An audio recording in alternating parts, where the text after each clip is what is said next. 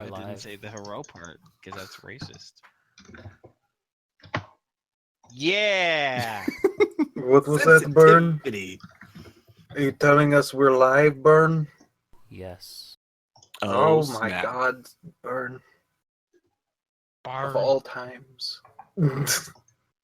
How could you do this? Born. It was quite easy. I click a button. Well, if you asked, I'm sure I can explain. Let me tell you a thing or two. Hi, Just chat. a thing or two, nothing more. Hi, Chitty Chat. Okay, so let's go ahead and jump in. Quick Are you sure recap. it's online? Yeah, I think so. I'm there. No, it's not showing up as online on my side. That's probably just my computer then. Yeah, no, I got it. It's streaming live, session Okay. 69. Oh, there we go. That's going. Sexiest of all sessions. Mm-hmm. So very, very quick recap. You guys went to Cyrene, found out that Thraxus became a god. Kid threw a chair at him. He wants you Demonstrated he was God, a god. Yes, he wants you Fully to formed. convince the populace that Seslios is no longer needed because they put a lot of weight in your words. Tried to read your mind, couldn't. And then you guys found out that Seslios was actually your old-time acquaintance, Levine. And we ended the session with a bit of debating of what to do if you were going to try and free her or handle things other ways. And I'm just going to throw it back in your court, ball in your court. Okay, Oh boy. so what do people think of my let's do what's most fun idea when we were talking about it today? Is everyone down with that? What's the short-term version of that? Short-term version of that is, well, we have to figure out what's the most fun and then do it. Okay. You know what I mean? So, like, we have a problem, which is Thraxus, power-hungry, slightly mad god, doing things we don't want to do. We probably want to stop it. Am I right on that accord? Yes. Okay. So the only question is how we stop Thraxus. That's the problem. Mhm. So what's the most what is an answer that would be the most, or what would be an adventure in order to do so that would be the most fun, right? So Byrne pitched a couple ideas. I'm not going to go into super detail because he wrote a book about it. no offense, Byrne, but It like, wasn't a holy book. It was a few paragraphs. It was an And it took essay. me 3 hours to do. Yeah. It took But me Byrne- 3 hours to But that's write. what I always do, including in the leagues, is it takes me a few hours to get all my ideas out. That's true. Burns actually very careful when he writes the ideas. But to quickly summarize, one was go back in time, stop basically, or to get to the brass tacks, stop Thraxus from ever getting the golden orb. Or sorry, Burn, you go. To be fair, there were like 7 or 8 ideas. I think the That's easiest true. is probably going to be go back into time, either not give the orb, or make sure to give the orb, or give a facsimile of the orb to Thraxus, and just avoid this whole entire thing. As far as with Levine, we have a ace up our sleeves in the fact that if Thraxus does anything to Xavier, Isaac, and Lucas, then he will never get the orb, and he will create a paradox. So, if we were able to free Levine and get straight to the ship somehow, I don't know how, and then just leave, he couldn't shoot us down. That's pretty much the gist of it. The cops don't like the idea they're coming for you. He knows. Thraxus knows. Look it. Can he read minds, or is it just control? Well, I guess even then it could be like, I force you to say things. So. This is the thing we haven't discovered. Why Yeah. the fuck is it just me, Lucas, and goddamn freaking Isaac that he can't affect? I thought Chickadee said it was because you created him. Yeah. But we didn't create Thraxus, and we didn't create the Golden Orb. So True. by all logic, he should have complete power over us, right? Well, I think it's less like you physically creating him and more the act of you giving him the orb. Like without you giving him the orb, he cannot arise to quote unquote godhood. And so the fact that you are not yet the you that gave him the orb makes you immune to him or some weird shit like that. Not quite. And Levine could just clear this up because she was explaining it to you. So I'll just clear up a little bit. It is the idea that Thraxis's godhood and Levine's godhood, from a large extent, comes from two sources: the orb and the devotion and worship of the people in Cyrene. The devotion and worship of people of Cyrene believe with their hearts wholeheartedly you made him, which gives a certain form of power. It's like power with strings attached. So it's like that Santa Claus movie. In a sense, Fuck God. since most of his power comes from the devotion of the people, their beliefs hold a lot of sway. Since they believe you made him, he, for all intents and purposes, as far as his powers is concerned, was made by you. Whatever the truth is, not as important in this situation. Okay, we're getting off track here. Okay, I feel like I'm the only one who's. Never mind. What's up? Nothing. Don't worry about it. Okay. But I do like the notion of let's do the thing that is most fun. Mhm. Who would be okay with freeing this lady, taking her with us, and going back in time and doing time shenanigans? I'm totally down with that. Works for me. Well, I guess as long as we can get her off the island, off the planet, they're not gonna follow us past that. Yeah, He's and so worried about apparently isolationism. his powers seem to be rooted with the people, and if he leaves them, then he probably won't have as much or something like that. Same Here's thing the with idea. Lady. He can't kill us because it'll create a paradox and it won't exist. So why don't we fucking bluff him? Say we're taking her with us and you can't stop us because we created you. So you could kill us and you could lose your godhood, or you can let us go with Sesleos. Fuck you. I don't know. That's a pretty ballsy move. Did he? That's a He very asked us to ballsy destroy her, right? Like in a sense, like destroy the following for her. Yes. So if we can somehow make it look like we're doing, it's like, well, if we take her and we make it look like she abandoned them, then it seems like we're working for him still. If it's like, yeah, we're doing this in the process to like destroy her godhood in a sense. So if she's Actually not kind there, of then like she can't that do that. idea. If we do get confronted, yes, I think that might work. We have to be careful with our words, but yeah. Could spin it like after the fall of what's her face, Mother of Storms and shocky things. Dearest. Says Leos couldn't handle like the betrayal or something like that, and she is. I don't know. Or she was the cause of it. Unsound body and mind. Is that what you're going for there? Yeah, pretty much. It's just like, I quit. You guys make me feel sad. Something like that. I don't know. Just pull a Demeter, but without the everlasting winter. Yeah. I don't know. What do you guys think? Good work.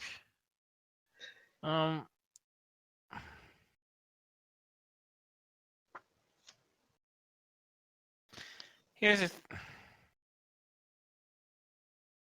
I like the idea of taking. I like the idea of the time travel. The only thing that's the sticking point is is getting out Levine, because she's in this super protective area. Okay, so maybe we can find out to lower the fields and all that other shit, right? But Thraxis is like, oh, would you like to see her? Would you like to see what I did? So I guarantee you, the second we move out of this chamber, he's gonna be right there, being like, okay, now do what I want. You know what I mean? So it's not if a confrontation with Thraxis is inevitable. It's when. I mean, he controls this big freaking golden palace with all these guards and shit. It's not going to be empty on our way to the ship, right? So if we're going to take out Levine / says Leos, then we're going to definitely have to convince Thraxis. Immediately. I would generally agree with you, but if she has any powers that he does, she might be able to do that whole shifting teleportation thing. Yeah, but didn't she say her powers are super weak until we get her really far away from Thraxis? Isn't that right, Squee? Or we bring back her following? Correct. Her powers are weaker than she's used to, but she still does have powers. Isaac found out when he touched the field that if she didn't have any powers at all, she would have been dead, given what she was going through. So yeah. Mm-hmm. I'm basically gonna try to flip an ace, and hopefully that will have some dominoes fall into place. Okay. A backup plan. Is there any way we can make it look like we still have her entrapped, in a sense? Maybe leave some kind of illusion. I don't know. If only I had force field illusions. Shoot. Or we could turn her into a puppet. Stuff her in someone's coat pocket. I mean, sure. Oh my god! Or once we free her from the field, if she has limited power, maybe she could metamorphize into something smaller, easily concealed. Keep her with Isaac, myself, and Lucas, and if they're on our person, there's a chance that Thraxis isn't even going to see us until it's too late. By then, we'd be on our ship, and it'd be, I like the idea of hiding her on us somehow. Either buy a puppet and have Lucas carry her, because, I mean, if you can't got so many our heads, then maybe our entire bodies you can't mess with. You know what I mean? It's a blind spot. The three of us are a blind spot to him. And we can just send like Anna and Kid out first, so we don't even know where she is technically. Yeah. I like you. That's okay. Kid's mind is going to be occupied with other very visceral things. Okay, so I'm going to be occupied with keeping Kid from killing people. Got it. I said mind, not body. There's a difference. I hope so. Yeah. Well, that works for me. So I guess we could start the adventure. We could start the session with us trying to figure out how to lower these shields. Sure. Piph, I believe you said something about flipping an ace. Did that have something to do with the shields? Yes. Oh, the shields? Okay, sweet. I have a fairly let's just start the session. Lucas will go like, remember, he would probably chuckle himself. Remember you had that thing in your shop? It was like a gem behind like a case. And we were like, we want that thing. Yes, I remember. My entire party was just like, we should take it. We should get that thing. And I'm like, we can't. There's a magic thing, and it would be morally wrong for us. I'm matching the damsel hand to forehead. It was very important for us to actually get that, since we'd be trapped, I would say, in this planet, if not. But they're like, lower the magical thing, and I'm like, not just because I'm magic, I can't just do that. I remedied that problem. How? Well, let's see if this particular thing works. As he then saunters over and digs around in his pockets, and this thing. As he takes out a magical artifact some of you may have actually seen during the time where there was a large being in our ship, dripping ooze and whatnot. The magical item that seemed to cast an anti-magic cloud. All right, you pull it out. He's gonna I think it works like this, as he then stretches it forward, focuses on it, and tries to activate. Okay. You do so. There's a second where nothing happens, and then the field disappears, and Levine falls to the floor with a thud. Oh. Xavier will look to Lucas. Out of all the things we asked you if you could do with magic, that has been by far the most useful. I can now turn things off once a day, kind of. Well, now the question is, what do we do with her? Levine, Xavier says as he waits for her to kind of get her bearings out of the field. I don't suppose you can turn yourself invisible or anything. Turn can into you? a bug or mouse. She does take a few seconds to gather her wits as she breathes heavily, and she stands up shakily on, I should note, 2 real solid legs. And Compared to fake solid legs? she was missing a leg before. Oh, yeah. It got taken off when she went adventuring. She looks at you shakily and she says, I can do such things. Why do you ask? You can or you can't? I have the power, yes. Well, you see, we can't just march you out because Thraxis very likely is waiting for us the second we get out of this chamber he's contained you in. Therefore, if there's any chance of getting you out of here, you're going to need to be disguised, hidden, or otherwise unseen. She hesitates and then says, I can do what you ask, but he will sense me if I move unless I am hidden. Yeah. Don't worry about that. Oh. She looks at Lucas with her eyes widening a little bit, and she's like, I'm not sure I'm going to like this, am I? Well, it Depends depends. on the store. Quick question. Can Thraxis read minds? Yes, but not yours. Yeah, I felt him. I felt an itching in my mind, and he seemed slightly surprised by it. I think he was trying to mess with me, and it didn't work. All right, you two though, says he points to Kid, and shoot, Anna? Anna. There was a lot of A names going around. I'm like, that's not it. No, that's Really? not it. Name another A name. Allie. Really? August. Is Allie here? Yeah, I was going Elise. August. Al. Alicia. Okay, Yeah. fine. You got Annabelle, Anastasia. Oh, shoot. Anyways.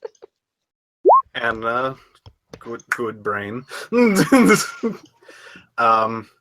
He points to you two and go, though I would like you in the circle, if he reads your brains, this is not going to work. So we might Understandable. need you out of the whole loop thing. Levine stands up straight and she goes, what do you have planned exactly? Oh, nope. Don't What did stand in I front of me. just say? No! What? I can't have them here while we discuss plans. I She- just said that. She nods and she goes, then let me explain what I mean.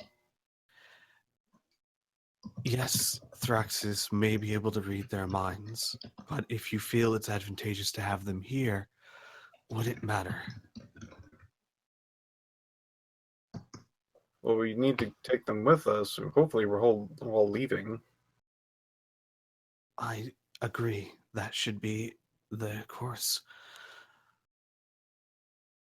Thraxis has, for all his power, very little hold over you at this moment. Lucas nods. It's still like if we have a plan for you to be in like some sort of secret something, we have to make sure the secret something isn't readable in their minds.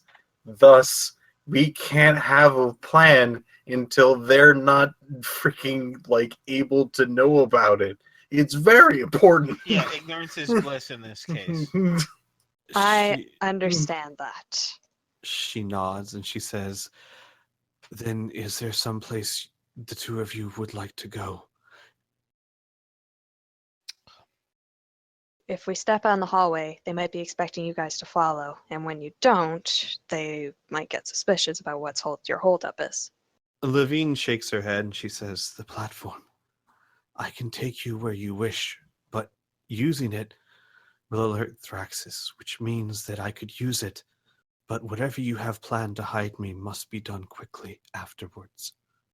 Ah.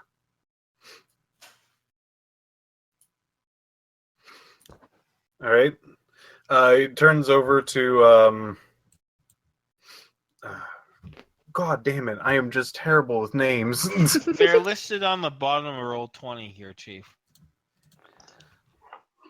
All right, give me a tick. You're not logged into. Xavier, there we go.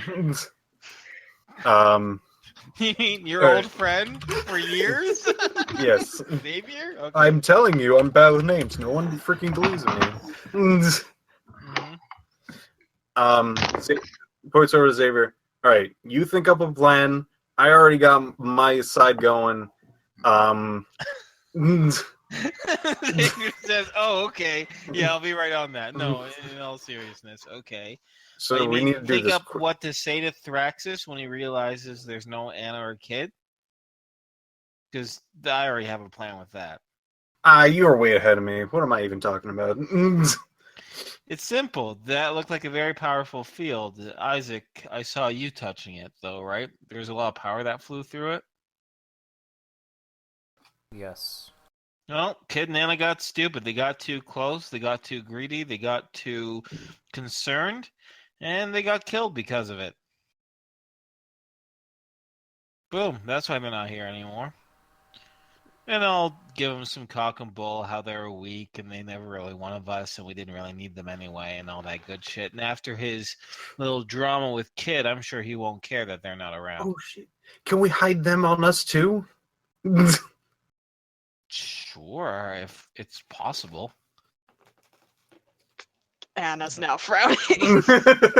Oh my god, Puppet Kid! Oh my god. Ah!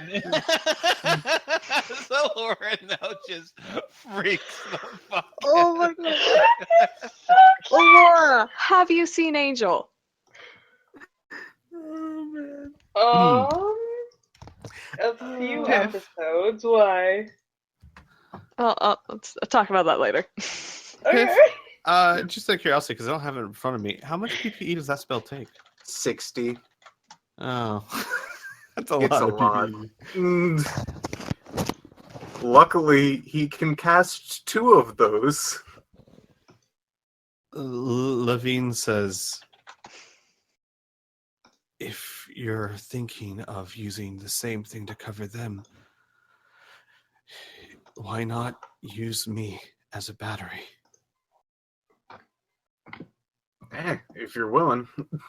Make sure you step out of the area that you fell. I like if this turns back on, that thing pops back on, we're going to be screwed. She nods and she walks forward and she says, "Of late, I've had plenty to spare." All right. Well, I mean, if you could transform into something, that might be a bit easier, but I mean, It cannot come from me. He will know.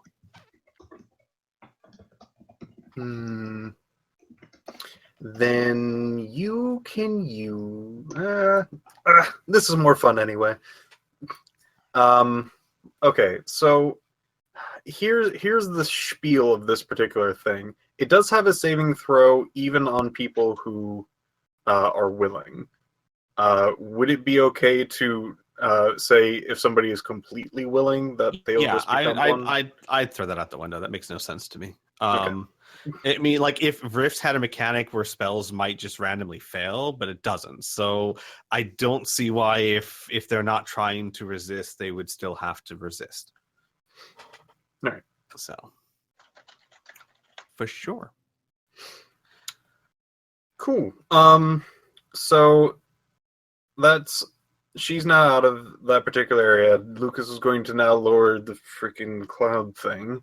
Okay. The second you lower it, the field pops back up. Delightful. Now, let's see. Who wants to be first? Anna, you look like you want to go first. Are you doing what I think you're doing? Yeah. I'm gonna hate this.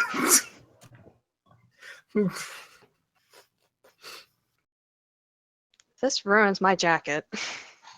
Oh, it's gonna make your jacket perfect. Don't worry about it. Mm-hmm.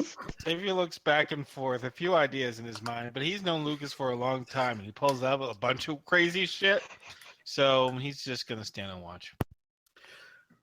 This is gonna take a good amount of PP, but I mean, you probably have at least as much as I do, so I mean, this should work. She raises an eyebrow. PP, that's what you call it?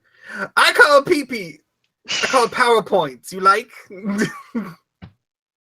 She smiles for the first time since you've seen her, and she says, "Why am I not surprised?" Wait, points of what?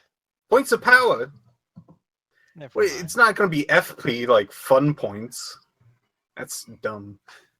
It's going to be PP. Yeah, Xavier says, that's dumb. As he looks over to Isaac and rolls his eyes. Levine says, "I will open myself to you, but be careful."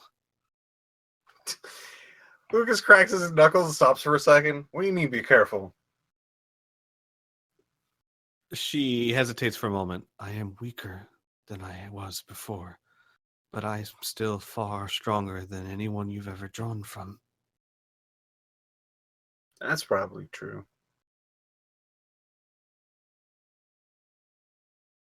Nothing better, nothing gained.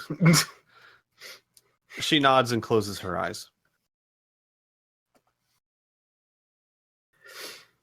Lucas gets mentally prepared and starts casting the spell while drawing. Okay. Roll me. What is your ME score? Mental endurance. ME 17. 17. Okay. Roll me a D100, please, and get under. Hang on, as I math. But good 85. now. It's a Yes. times 5. That's what I was going to do. 85. 84. Oh Take my it. All right. So you start casting the spell, and you draw on Living, and you know what it feels like to draw from a person. Mm. This feels more akin to drawing straight from a ley line. Okay. Mm-hmm. Oh man, I would probably get some boosts and things from that. Maybe an extension of time. Anyway, Yeah. If you continually draw from her, perhaps, yes. okay. No, that's fine. I was just saying, like, properties of ley lines go nuts. Correct. Yeah, my thought behind that is that because the ley line is constantly there to continuously draw from, to extend time and make it stronger. Yeah. You could certainly make it stronger by just throwing more PPE into the spell, though I don't know if this really applies. No, it is unneeded for the most part. Can you make them more? All right, so yeah, you can draw from her. You don't have too much trouble. You kind of like it's shocking a little bit, but your mind adjusts quickly as you cast the spell. He finishes, and I guess you were a fully willing target. If not, you might have to roll. I'm gonna have to do that again. That is an important question. Is Anna a willing target? Oh, that was to me. Okay. Yes. Oh boy. Begrudging willingness is Now the same. say it. Say it with more enthusiasm. That doesn't sound willing. Lol. I had so All right. little sleep tonight. So Anna, Let me try and describe this. This is fun because I never thought a PC would ever have to experience this. So this horrible metamorphosis. Wait, this is not the phasing routine? Got it.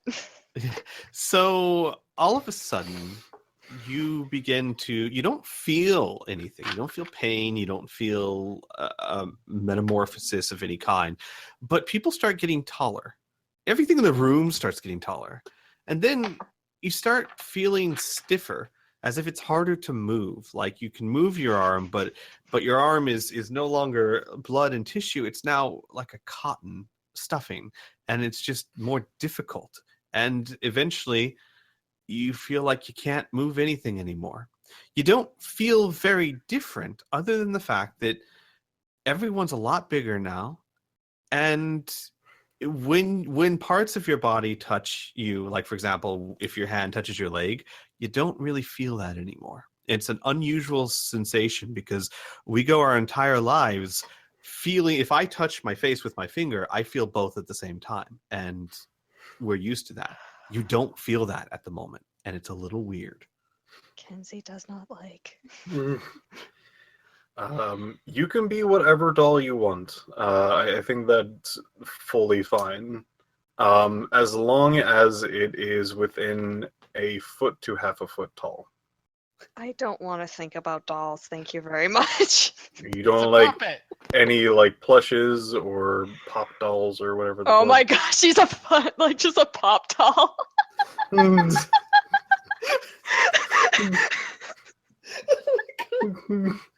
Yeah, that's possible.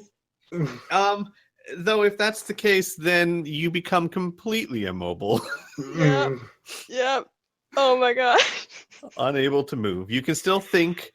You can still, I mean, you're still fully aware and conscious, but people are really tall now, and you can't move at all. Yeah, as long as it wasn't a China doll, or a physical puppet, I probably don't care.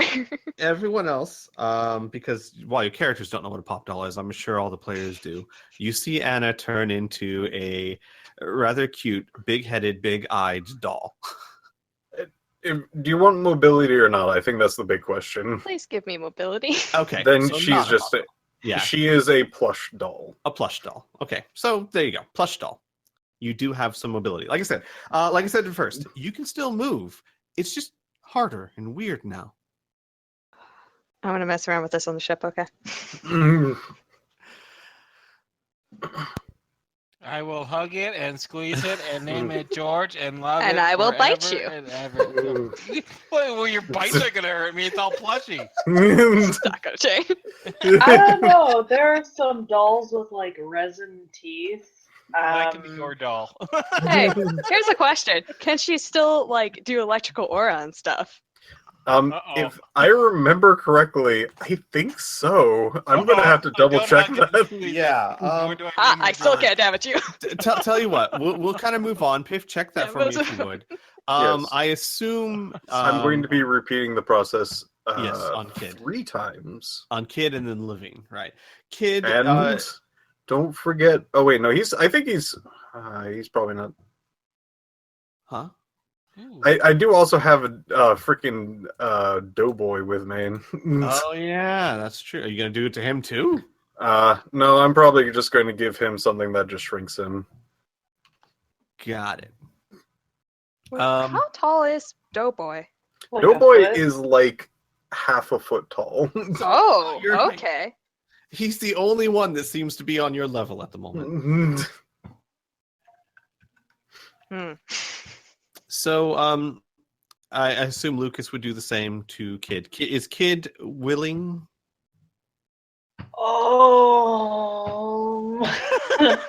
Interesting noise. Willing might be a strong word. The entire time that the transformation is happening to Anna, they're just kind of staring, and then when Lucas turns to them, they're just like, "Are you? Is there like? Do I have to?"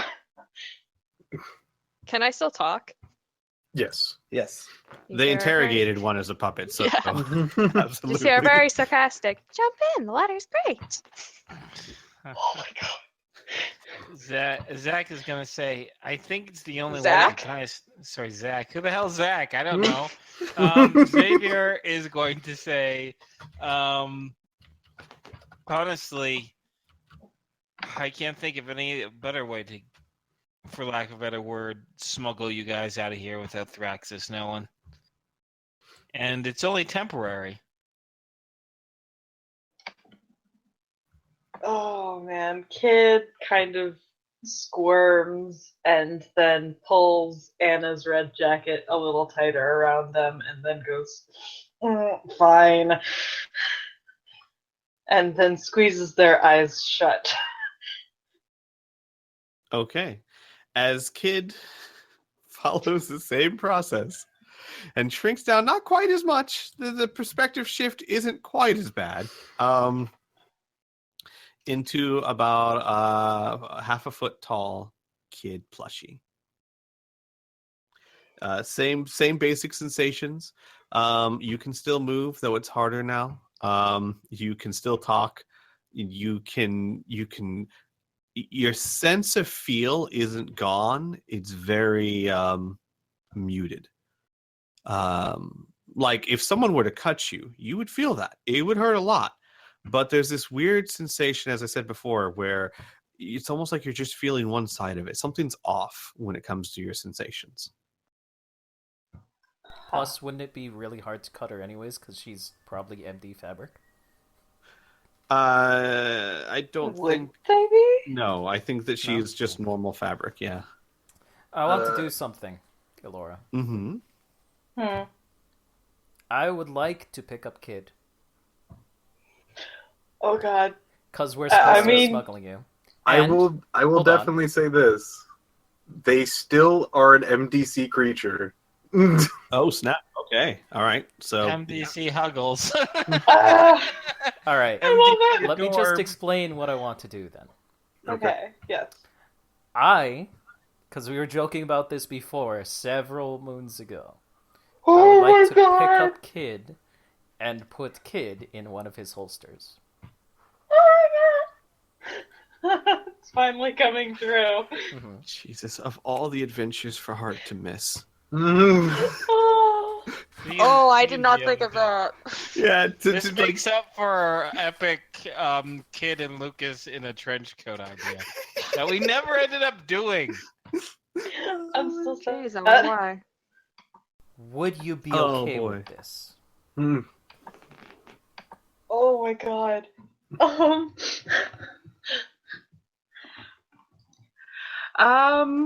Kid pauses and thinks for a moment, and then they finally speak up and say, "Sure, why not?" All right, then Rule you'll of do fun, so. rule of fun. All right, So- so I'm guessing at that size, it's kind of like sitting in an Easy Boy lounger. kind of, except that her legs start to get pressed together towards the bottom of the holster, since there's not like a leg hole for each leg. Yeah. But yeah, so it's actually more like sitting in a large snow cone, an empty snow cone. But you're tall enough that basically it comes up to like your chest where your elbows are, so you could like hook your elbows around the top of it, type of thing. Oh my god, I love this so much. And once that's taken place, Levine says, "Okay, when I'm hidden like this, I don't know if I'll still be able to transport you. So just in case." She starts to reach towards Xavier, and then she pauses and she goes, "I would like to give you. Oh, I can't. Perhaps." She says, "I wanted to give you the location of your ship so that you could get there, but I can't affect you." No. Why don't you just tell me with your mouth? She says, "You're in a massive structure. Do you think you could remember the way?" Xavier gives a bit of a smile And he takes out of his pocket a little pencil and piece of paper that he always carries with him, even more so than his hollow computer. He says, "Sometimes the good old-fashioned ways never hurt. You give it to me step by step, and I'll refer to this notepad." She nods and then proceeds to calmly give you step-by-step directions. Takes a bit of time because there's about 46 steps. It's a very complex building, and you're towards the bottom, whereas your ship's on the top. But they're fairly easy to understand. It's like MapQuest. Just go down the list. You should be good. Yeah, MapQuest. That's a good thing I'm not in charge of that. And she says, "Okay, I'm ready."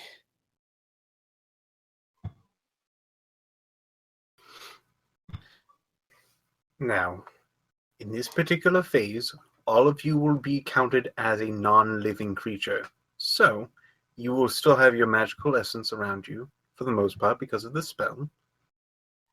But other than that, you'll be looking like any normal magical item that I carry around. I got plenty.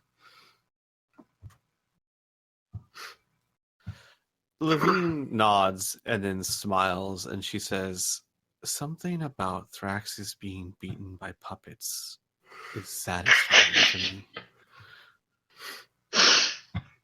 Though you're going to be a special one, because I noticed that there's a quite lengthy, as you said, thank you for the warning, mind you, lengthy pool to your magic. I might have to do something extra for you. Do what you must. Whatever it is, it's better than where I'm coming from.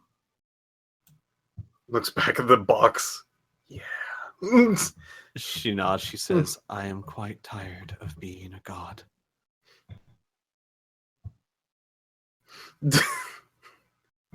I'm sure I'll learn when I'm older. Is she going to also be willing to? Oh God, yeah. No, at the last moment. Yeah, she's willing. Okay. She realizes how creepy this is. She's like, "Never mind, put me back in." Put me back. Lucas does his last spell to Levine. Levine shrinks down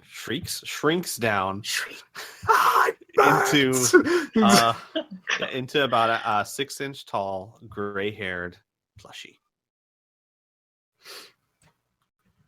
And she kind of looks at herself and she goes, "This is odd." Voice. Yeah, no, believe it or not, her voice is exactly the same. Oh, wow. Okay. Yeah. And it looks like she actually has more control of her movements than either of you two do. Well, fine. And the piece of resistance, as he then casts one last spell from his own pool, and he reaches over and pokes Levine at the end of the spell. She now has the aura of feebleness. Oh wow. She looks around for a second. And if I remember correctly, aura feebleness doesn't actually affect them. It just makes them seem like not an important or big target. Besides a small glow, which is basically the illusionary stuff itself,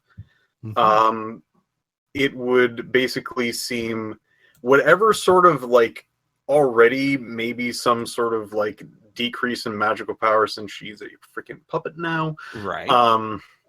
She now is basically halved of everything if anybody even comes close to trying to sense it.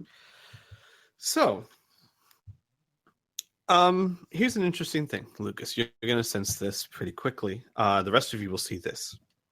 You cast the spell, and Levine says, "I'm not sure what you're trying to do." Oh my god. And her arms start moving more stiffly, closer to Kid and Anna's. And she goes, "Oh, that's different." Lucas. So you've noticed, you feel the power drop much greater than you anticipated. And well, there's no like knowledge magic, is there? Um, There There's- is lore magic. Yeah, there's yeah, but give me a check on that, if you would, please, sir. I don't actually have lore magic. Then. I'm just a magic person, and I can just. It's kind of like having can the learn the knowledge theory. of Right. fish and being a fish. Got it. Yeah, Okay. there you go. That's a good comparison. So yeah, so Levine says, "Well, this feels odd." Hmm. What did you do? Well, I made it seem like she was weaker, but I think that might have actually triplified the effect, mainly because if I had to guess, her powers comes from how great somebody thinks she is. If I make sure that everyone thinks she's half as powerful as she usually is, that might double the effect. Levine takes her big plushy paw and like puts it in front of her face and taps it, almost like she's trying to touch her nose, but now all she has is a big fluffy paw. Oh. I thought Levine was a human person. Yeah, but I mean, Like like suppose. they don't. A plushie doesn't have like fingers and stuff. It just has Oh, because they're all Yeah. stitched together. I see. right. That makes sense to my brain now. Do you want me to do something similar to myself? Well, since I would like a lot of you to be in the general same magical level, so whatever sort of bullshit we pull out, it would be consistent. I think you're just at the right level. I mean, clever ruse. Ah, yes. As he looks Xavier- over to Yeah, Xavier will give a grin. He goes like, "No, you can call it bullshit. That's pretty much what I do. When it Right. works, it's a ruse. When it doesn't work, it's just bullshit." Laying there. Oh My my God, I entire love this. academic career. Okay, so you've got 3 puppets and 3 people. and one. He's also going to And a golem. and a dough golem. He's going to bend down to the dough golem and be like, "Use this handkerchief to get even smaller. No one's going to find you."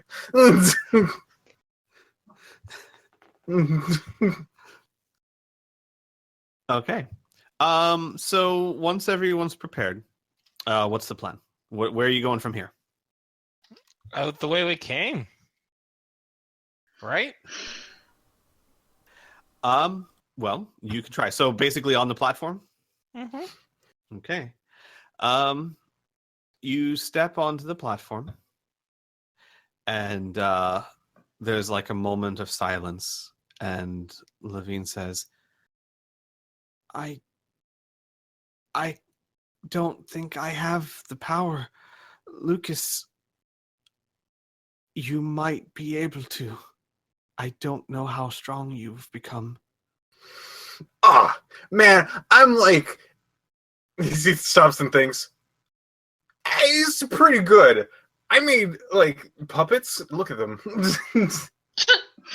You can attempt to use this. Think about where you want to go in your mind, but it will probably drain you substantially if it works at all.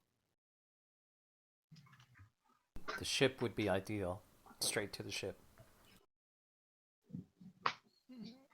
Can Barring we go to that, Candyland? Does anybody want to go to Candyland? I don't know what a Candyland is. It's a land full of candy. Okay, let's put a pin in that. Xavier says, bringing his hand to his chest. How about you try to get us to the ship? If that doesn't work, then at least take us back to Thrax's throne room so I can retrace our steps.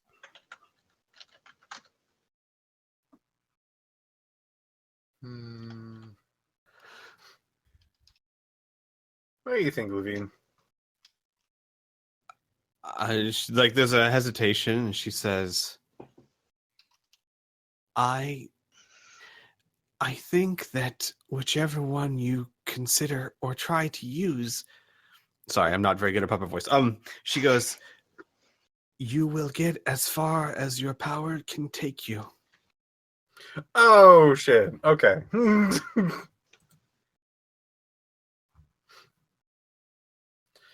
And I'm just getting more motivated. All right, let's do this thing. All right. How much PPE do you have at the moment? Left. How much do you have left?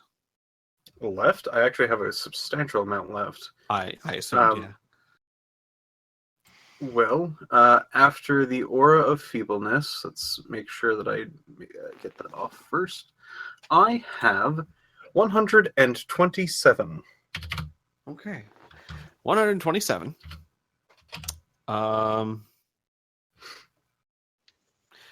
Okay. So, give me a second here. I can almost just craft magical items without needing to draw from anything. This is going to be a little bit weird, but I need you to do me a favor and roll 2 D100s, please. Okay. Any particular order, or just roll 2? No, just roll 2. We're going to add them together. Okay. That is Not bad. 149. It's not bad. What are you envisioning in your mind?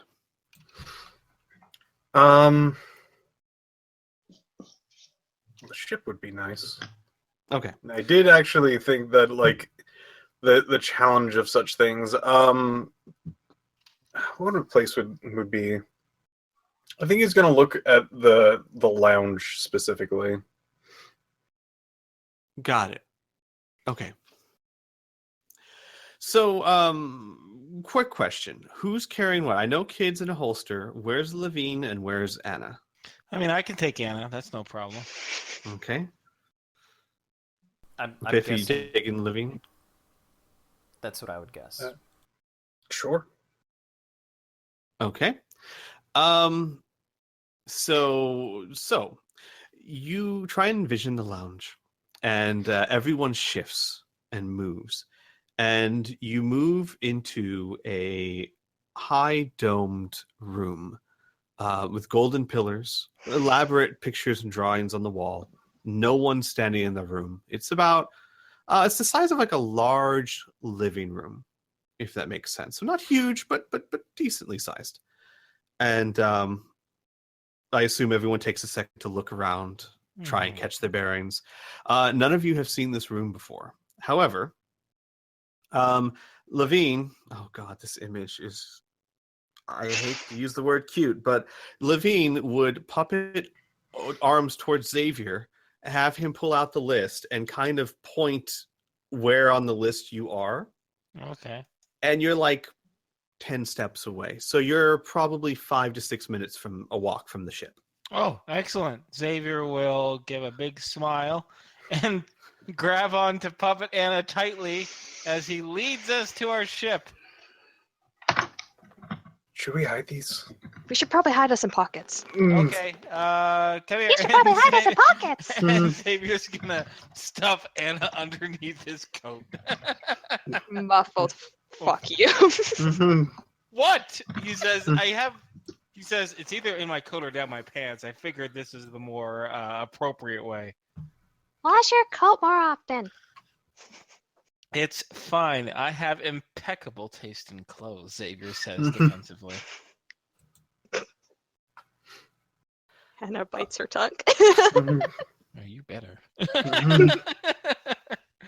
Or this way it's going to be one puppet more. Lucas is going to open up his knapsack and like lay Levine down. You're adorable, and then like put down the lid. Why, thank you, dear. No one's called me that in a very long time.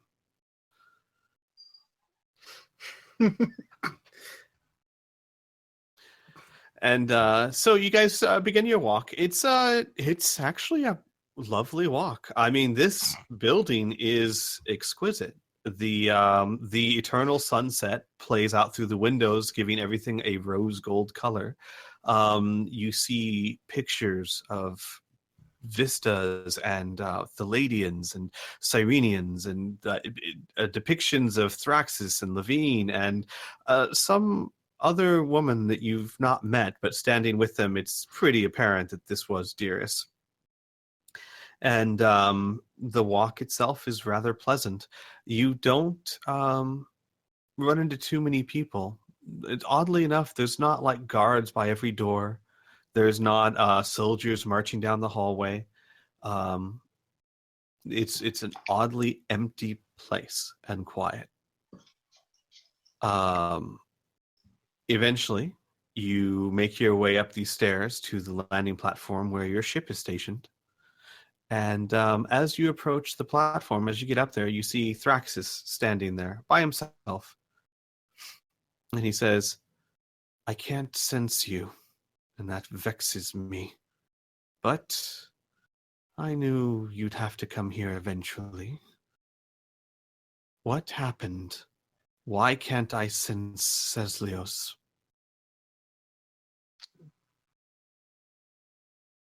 You did want us to take care of her, right? That was the entire plan, right?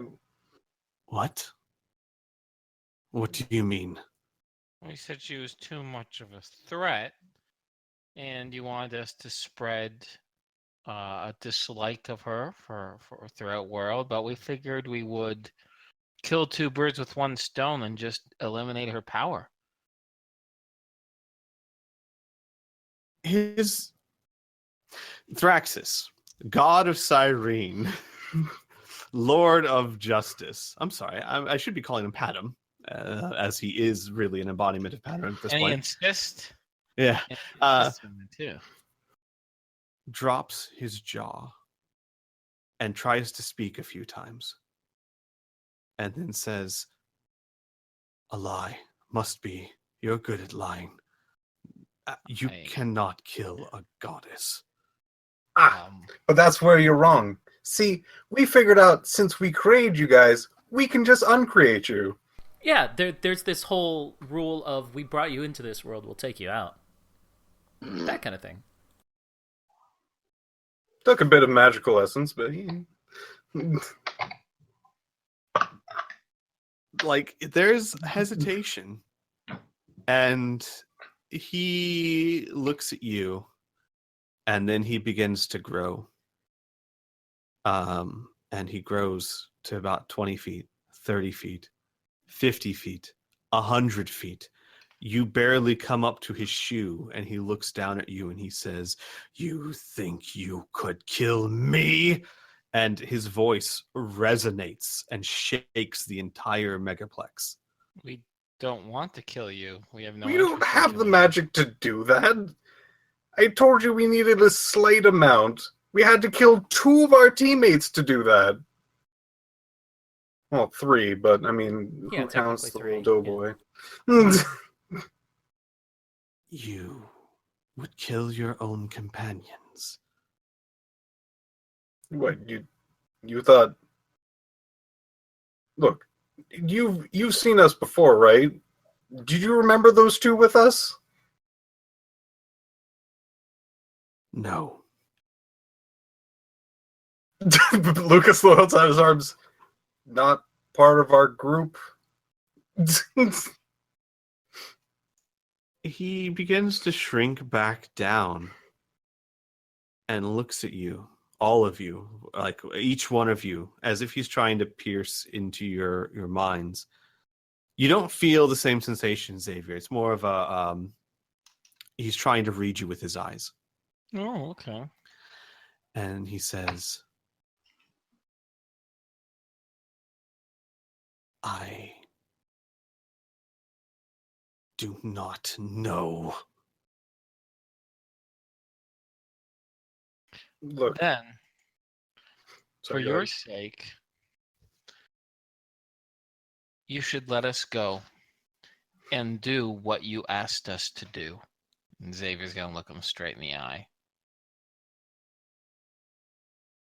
He suddenly looks up, and that madness that you've seen previous is in his eyes. Yes, yes, you will bring me the orb, or I will find ways to bring suffering you couldn't imagine upon you, creator or no.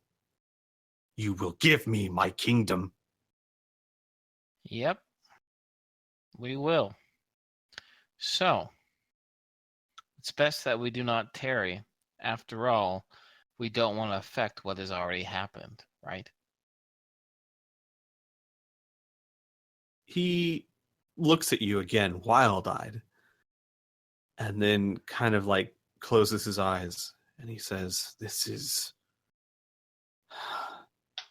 I am not used to having... I am not used to bargaining anymore. It is an odd feeling. Yes, Xavier, friend, go and know that glory and luxury awaits you when you return." God, I'm looking for a good rest.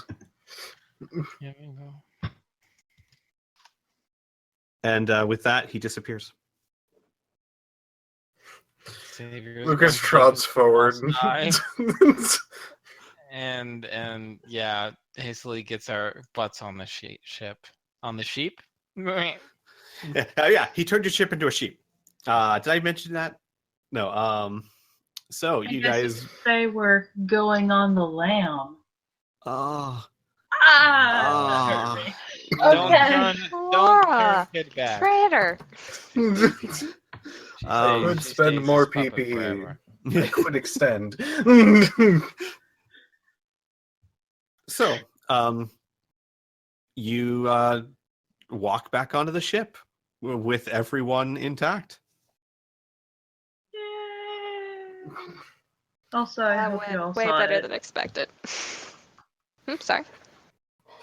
Yeah, I hope you all saw the thing in Discord. Aww.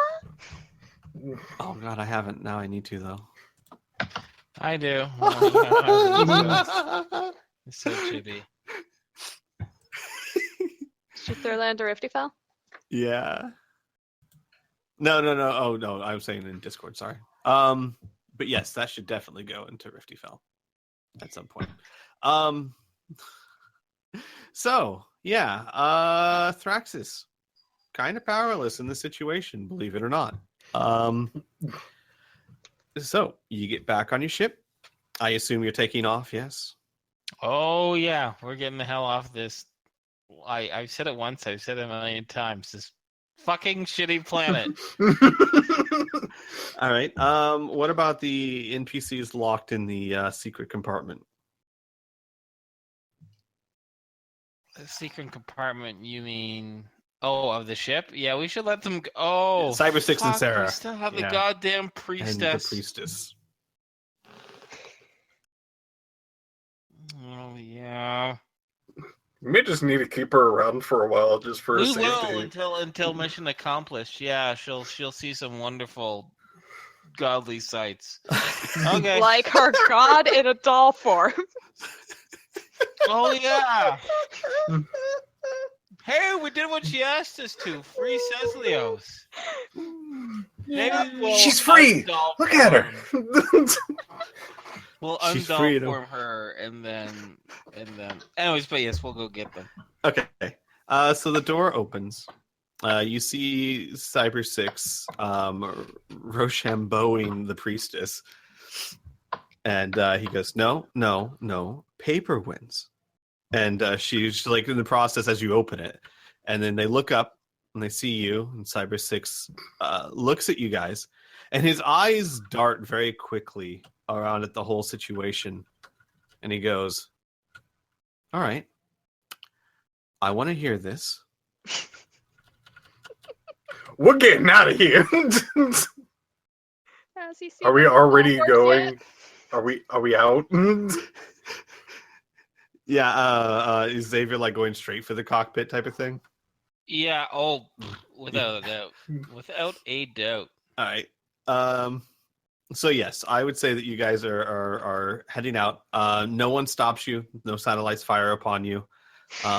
You are able to, within a few minutes, exit Cyrene and achieve faster than light speeds. What course are you setting? Jesus. Anywhere but here? Got it. So you're basically just going. Yeah, pretty I'm much. assuming- You know, it's the old taxi. Where do you want to go? Drive. Just drive. Well, I Clear would distance. say probably back towards, at least towards center, maybe. In that general direction. Center. No, it's however we're Zebron. Thank you. Base. Because I say you can go center if you want to go center. I am not stopping you. Okay. Yes, your puppets until he either turns you back or the spell expires. Yeah, I need a doubly check exactly. I think this is one of the few spells I can actually turn off. Let me check if it only affects on me or whatnot.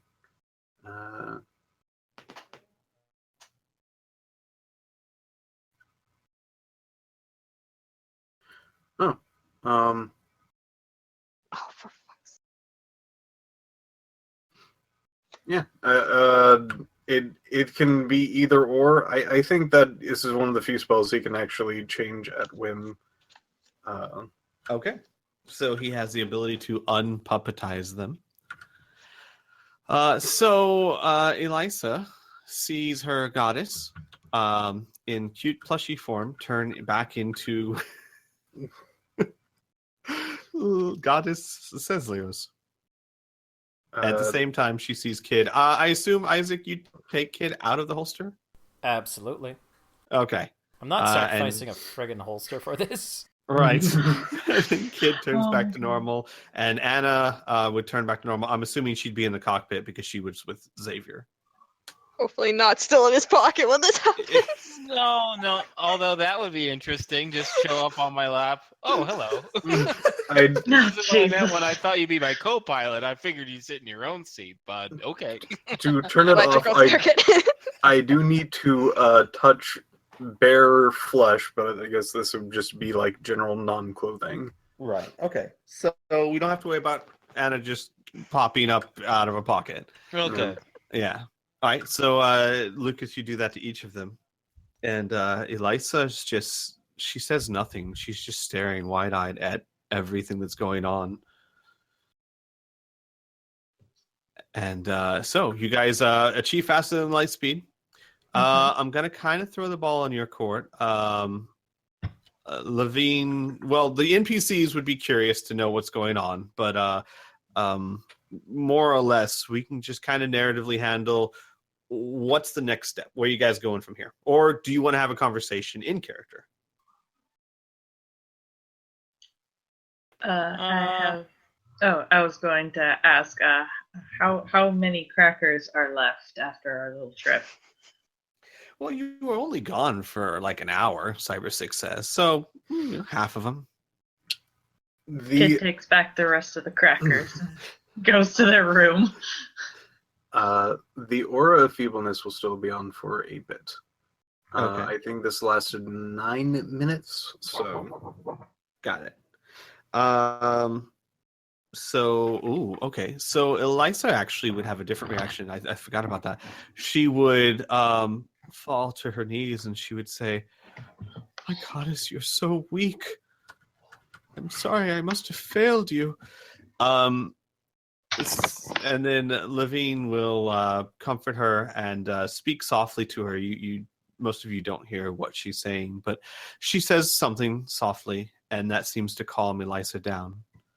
And Cyber 6 goes, "Okay, really though, what's going on?" We our plan surprisingly worked. A straightforward method got us right to her.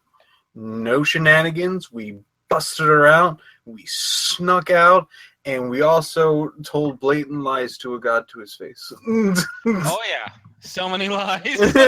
Xavier says so many lies.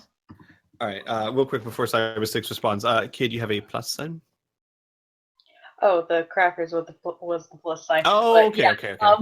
They would eventually come back while they were talking about, lying to a god and such. And Kid pipes up and goes, "I'm gonna kill him." Okay, wait. You're talking about Thraxis, right? The guy that you said was probably faking it. He faked it until he made it. You mean made it? No.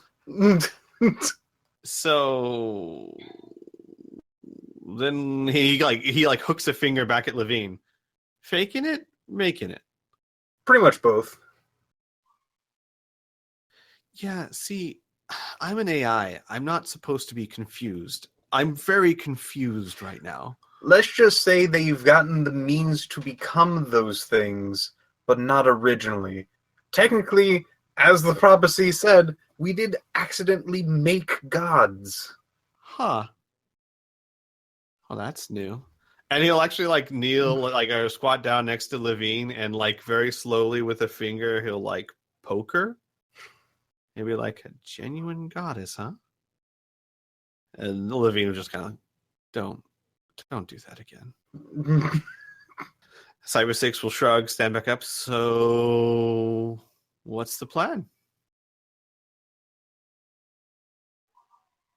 Kid's gonna pipe up again and say, I'm going to kill him. What part don't you get?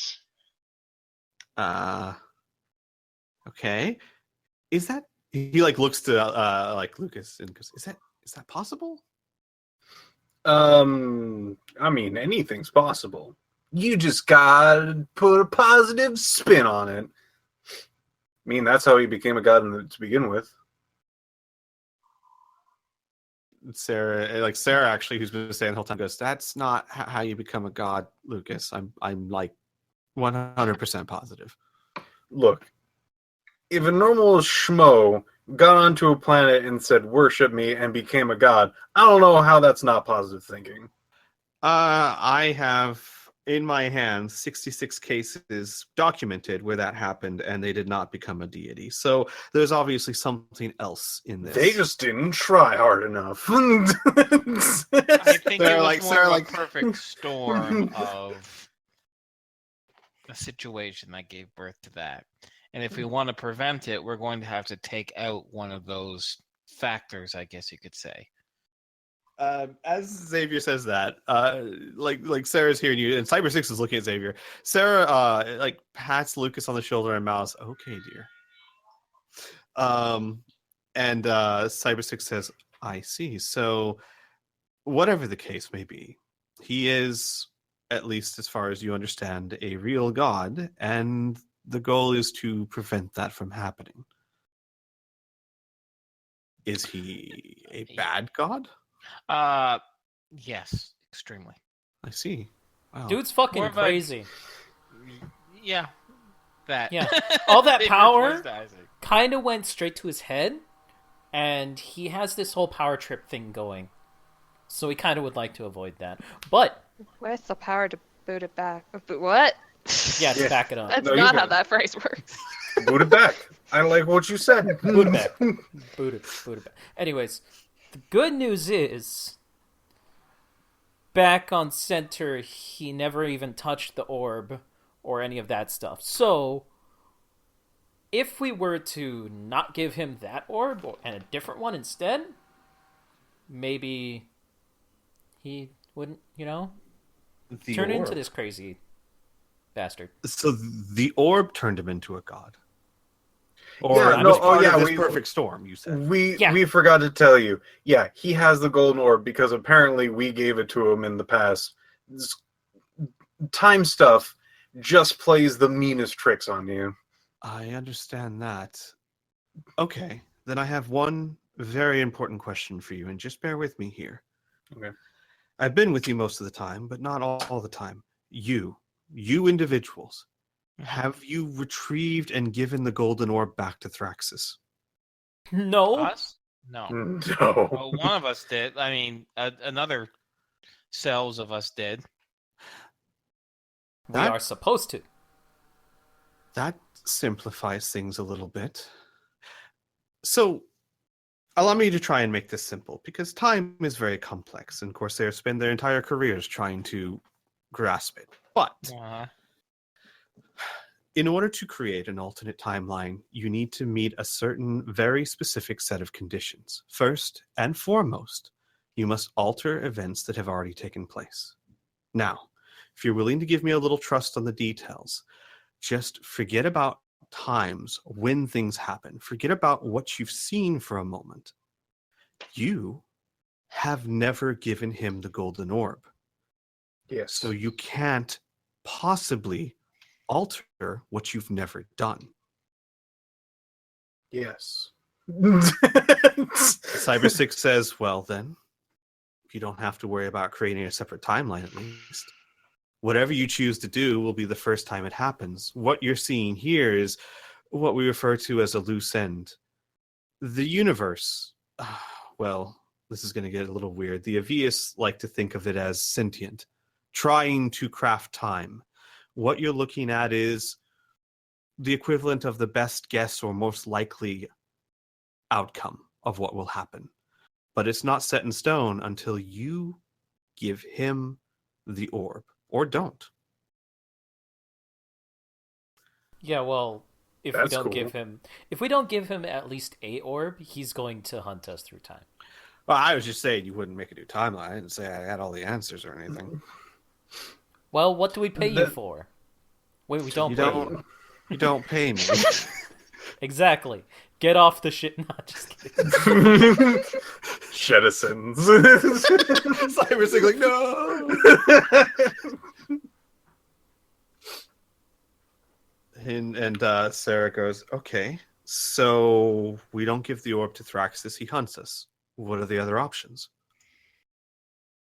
Give him a fake one. Give him a fake one. Convince him not to use it in the way he wants to. Or, he says, a big catalyst of all this were the Palladians, a reptilian creatures a few hundred years previous to Thraxus's arrival. I don't know, had a violent episode which caused... Here's the thing. We stopped Thraxus, great, but the people of Cyrene are still doomed because these Palladians are going to rise up and kill everyone. Thraxus prevented it, but if we take Thraxus out of the picture, we're going to have them to worry about. But one thing at a time. Dealing with Thraxus, yeah, either we fake it, or we give it to him and steal it back, or we convince him otherwise, or we never give it to him. Those are the only 4 options I can think of. And Cyber 6 says, okay, great. And sits down. That's it. He just sits down. And Sarah is thinking about it, and she's like, well, I mean, theoretically, you should be able to forge almost anything, right?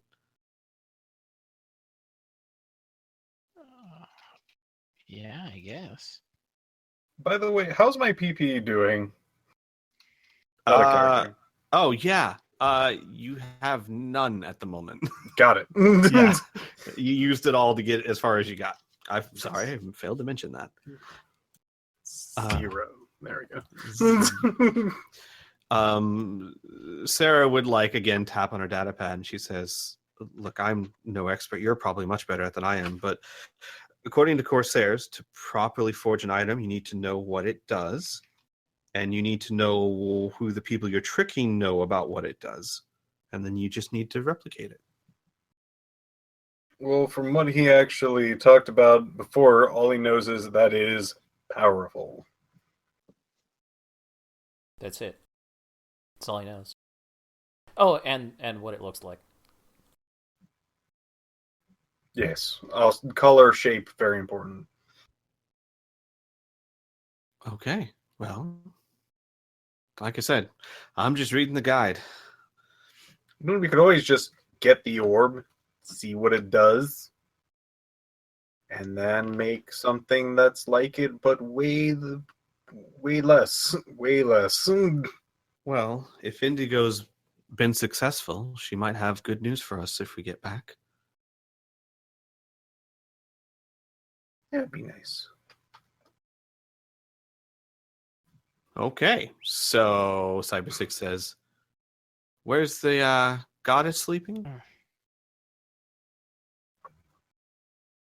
And Levine's like, hang on, sorry. Let me switch you guys over because I need to go over there anyway. Smuggler's Lounge. Yeah, she says the Saboteur's Lounge is still open, I hope. Of course. It never closes. That'll be fine. It is good to be back here again, even if for a little while. I have fond memories of it. And then she just picks up Elisa with an arm around her shoulders and goes to the Saboteur's Lounge.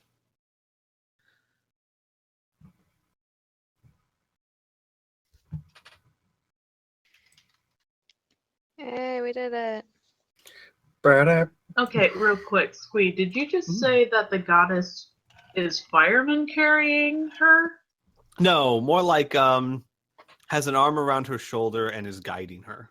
Okay, alright. I heard that She is totally wrong. like a suitcase. Just hoisted her up. Just tossed her over her shoulder. Alright, let's get to work. Yeah, sorry. Anyways, ignore me. No, I understand. So we could pull back a bit more narratively. Is the general consensus still back to Zeberon? Mm-hmm. Okay. So it's a 2-week journey back to Zeberon. I don't have any particular NPC interactions at the moment. Levine is, of course, incredibly grateful.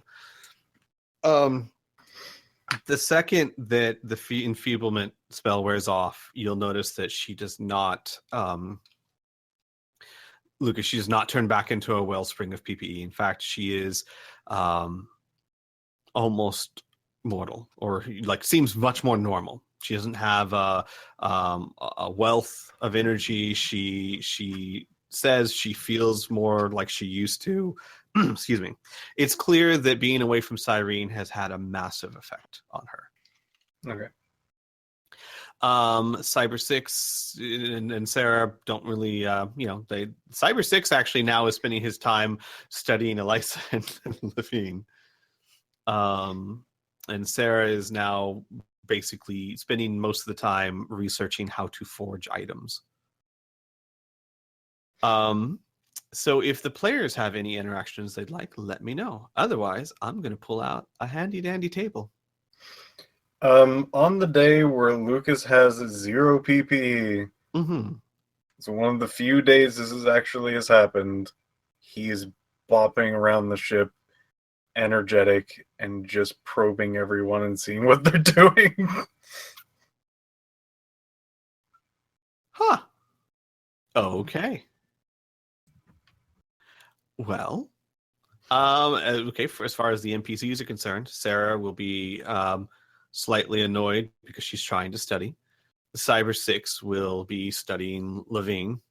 Levine will be annoyed that this robot's just watching her. Elisa's asleep. And that's it for the NPCs, so the rest is up to the players.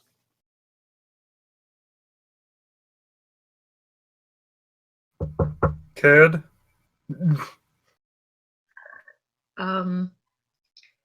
Kid is not in the room. You would know this. Oh, I was going to say you would know this because the door is always open and you can see that they are not in their room. He's peeking around.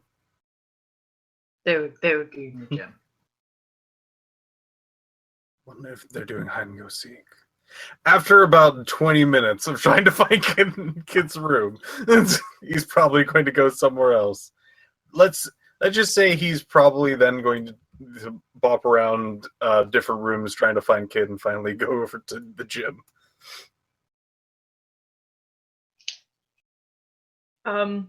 Well, it might not actually take that long. There would be some slight screeching sounds of metal being bent. I know that sound. It's Kid.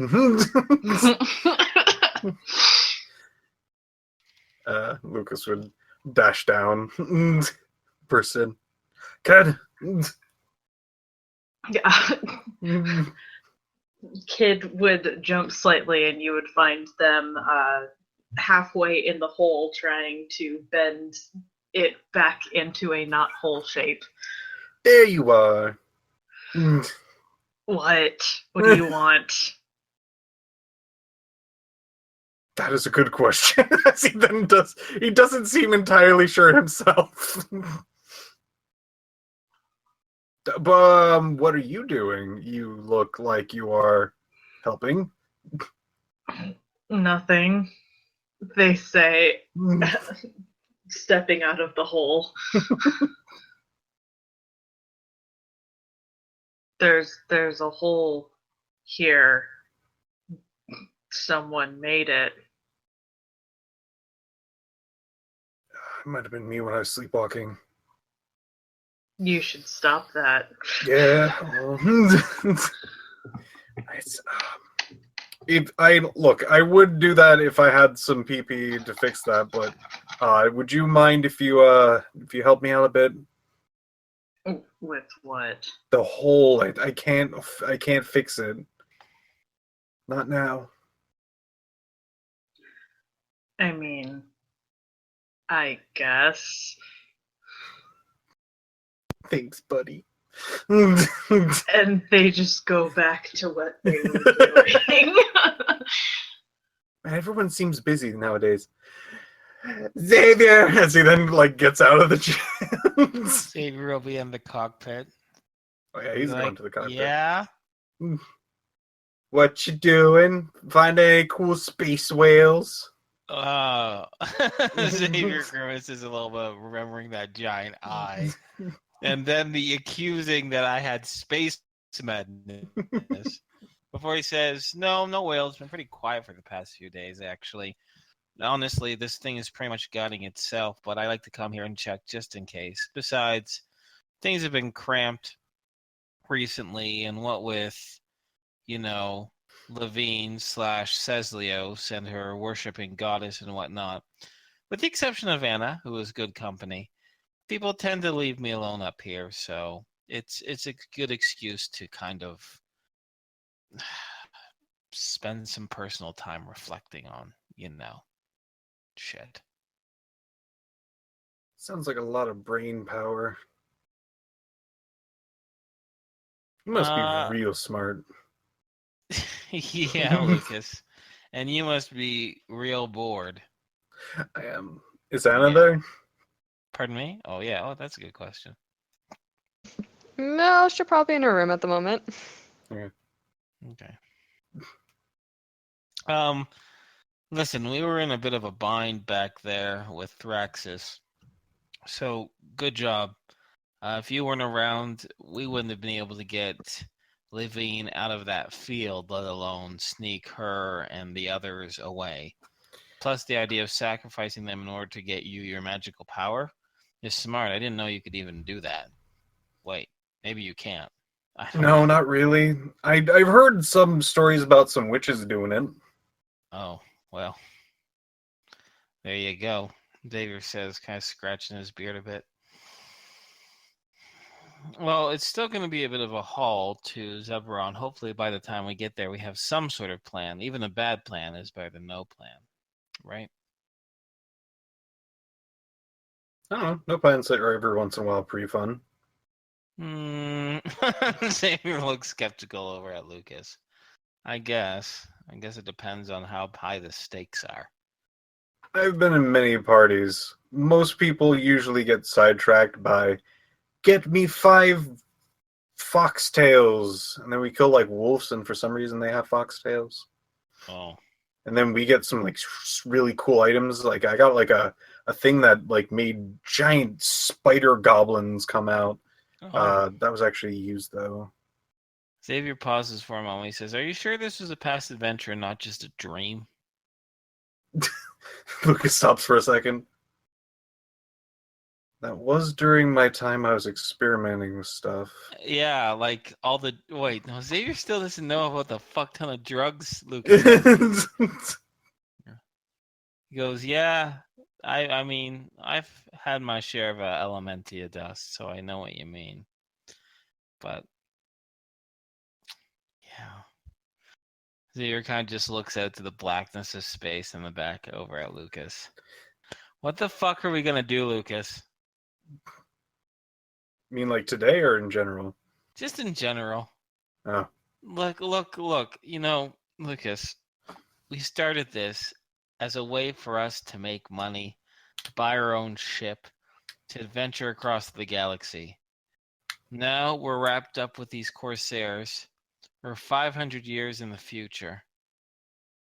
We have a golden orb. We have Thraxus who's turning into a god. We have that fuck face, Miles, that we need to hunt down. Things are getting compoundedly more complex. I never thought I'd say this, but I actually almost miss the pirates. Oh, yeah, the pirates. I think that was probably the cleanest I've ever taken down an organization. Yeah, I'd have to say that was a first for me. Maybe we should look for something similar. How do we even find the pirates? Xavier pauses for a moment, thinks. He's like, God, it wasn't that long ago.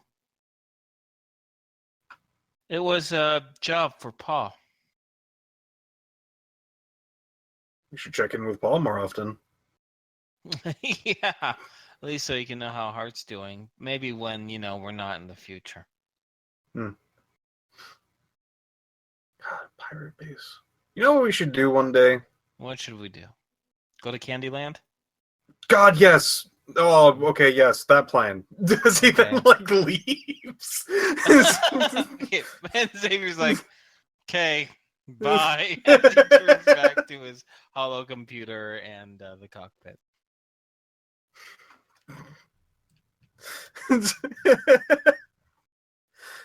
He's now going to hunt down Sarah. Very quickly and basically inform her that, like, we gotta go to Candyland. Look up Candyland. She looks at Lucas for several seconds, and when he doesn't abate, she sighs, types it into her keypad, and she says, it's a board game?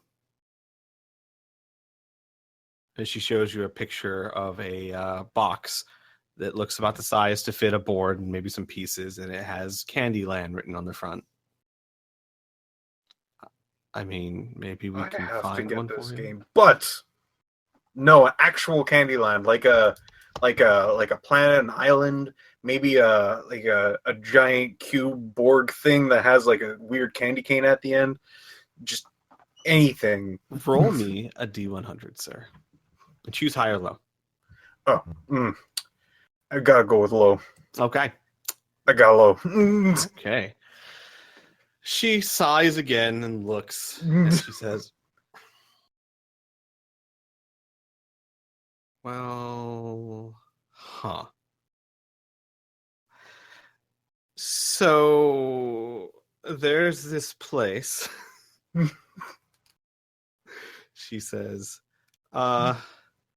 looks like 200 years ago from now, there was in the Commonwealth planets a surge of there's a new species introduced into the galactic galaxy, and they were apparently very well known for the production of, I can't believe I'm saying this, of candy.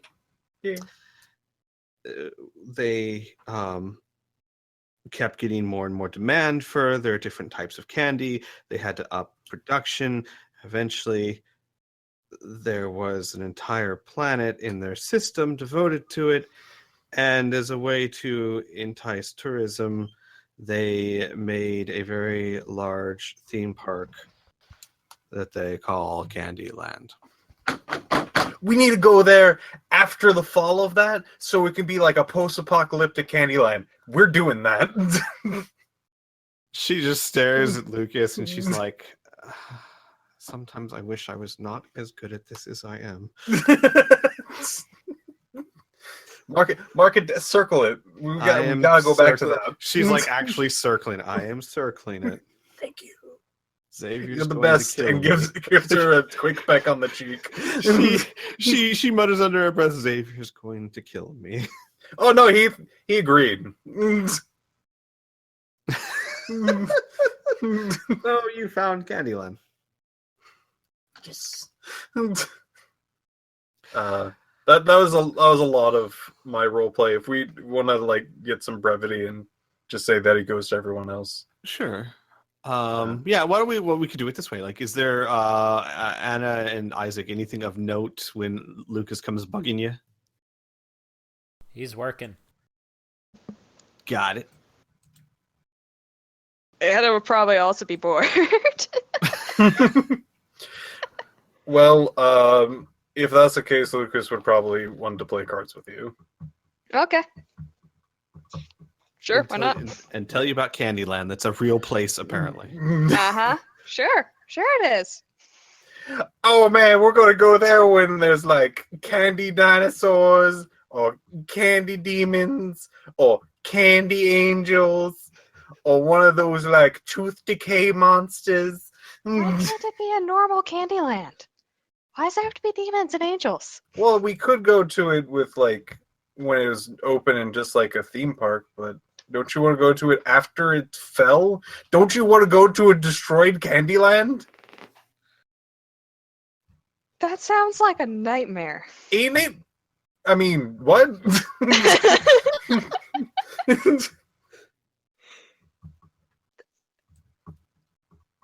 You know what? Sure. Why not? God, it's gonna be fun. Mm-hmm. Oh man. All right. So, my good and dear friends, who feels lucky tonight? I do Who not. would like to roll on the Me. giant table of travel? 1d100? Yes, please, sir. 26. 26. Give me a moment here. Ooh. Okay. So, you're about 4 days into the journey, more or less. You're traveling through the boondocked end of space, traveling at faster than the speed of light. All of a sudden, we'll say Xavier's in the cockpit. You know, one of his times he's checking up on it. Sure, it It's can very- be Anna too if you want to switch it up. I don't always have to be in the cockpit. It's That's optional. true. We do have a second. Sure, why not? We do have a second pilot. Anna. So you're kicking it in the cockpit. And all of a sudden, there is a blinding flash. Anna, roll me a D100, please, real quick. 42. Okay. This flash is so bright that you take 3 points of STC damage, and your eyes are blind spotted for a moment, but you don't get any serious damage to them. As you manage to close your eyes and duck your head fast enough. Okay. An instant after this blinding flash, the ship is rocked in faster than light travel, and it doesn't stop or anything. It's like everyone on the ship, there's a bump, and you don't get turbulence when you're traveling through space. But you did. Everyone gets bumped, like at least like you're not thrown across the room. Well, actually, yeah, you kind of. You are bumped really hard. Oh, they'll jostle me awake, I reckon. Mm-hmm. Anna, the sensors are showing massive heat temperatures on the outside of the hull. Give me a second here. Okay.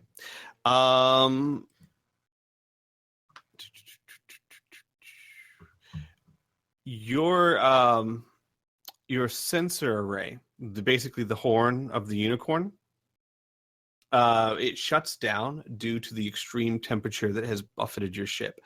Roll me a read sensory equipment if you have that, Anna. Yes. Okay. I succeed by a lot. I Okay. needed to beat 80.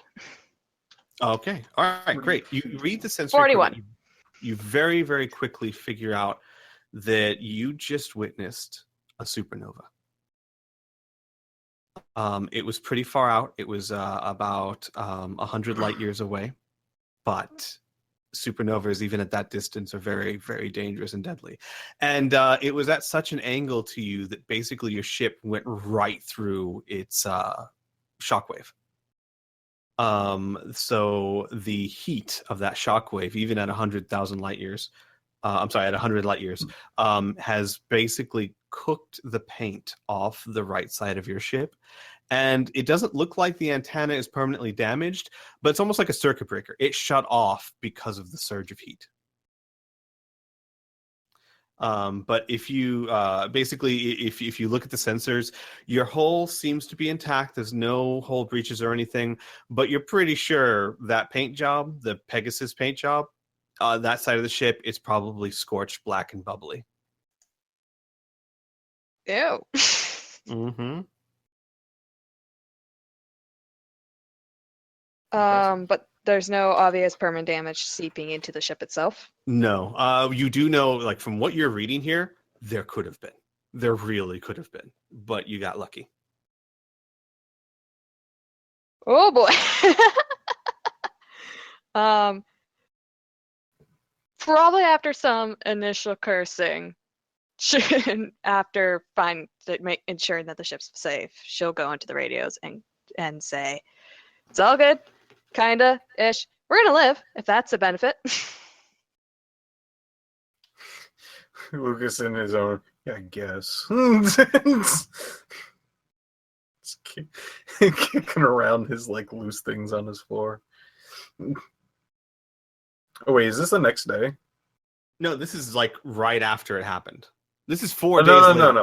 Oh yeah, this is 4 days into the trip. Oh, okay. So Lucas would be doing other things, but yeah.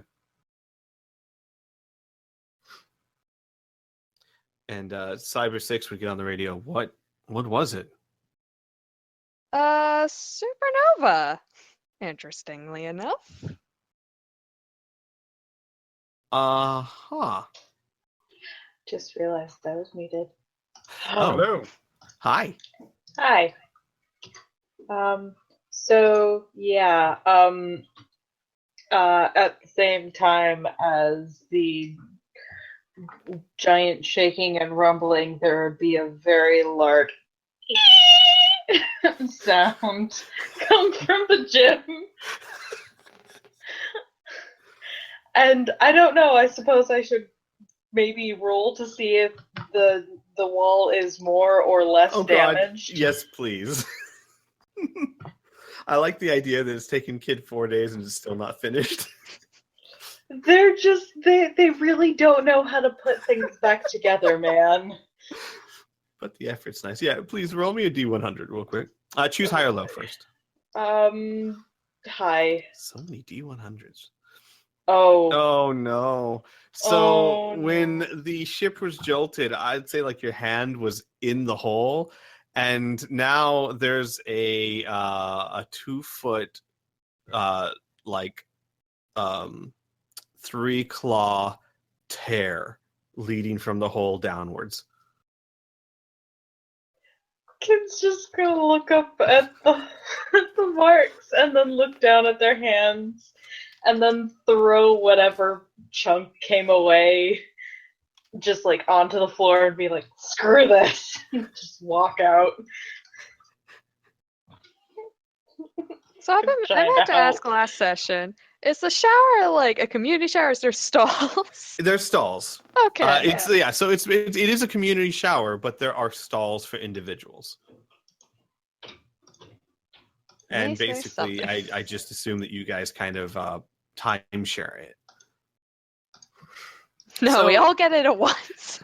So now there is a hole that was, a kid had made progress. She like bent, kid had bent the metal back, but now there's still the hole and a 2-foot just tear, like 3 tears. Like think like like a dinosaur claw on a car door, basically, is what that is.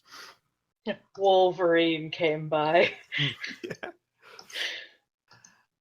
God. All right. So anyone else who takes a shower at some point, you'd see that. Good heavens, the peepers are making it bigger. Throughout the day, Xavier is gonna glare at Kid. He knows what's up. Kid is not going to make making any eye contact with anyone. Probably get called. Proves that they're guilty. Oh man! All right. So if someone could please roll me just one more D100 for the table, please. Just one more. How many days forward for this? We'll say this is we're making this roll. This is another 3 days. So, or sorry, 4 days. So I you're rolled a 9. you're 8 days into the trip. Okay, a 9. I'll okay. mark down that I have learned another spell. Good job, Lucas.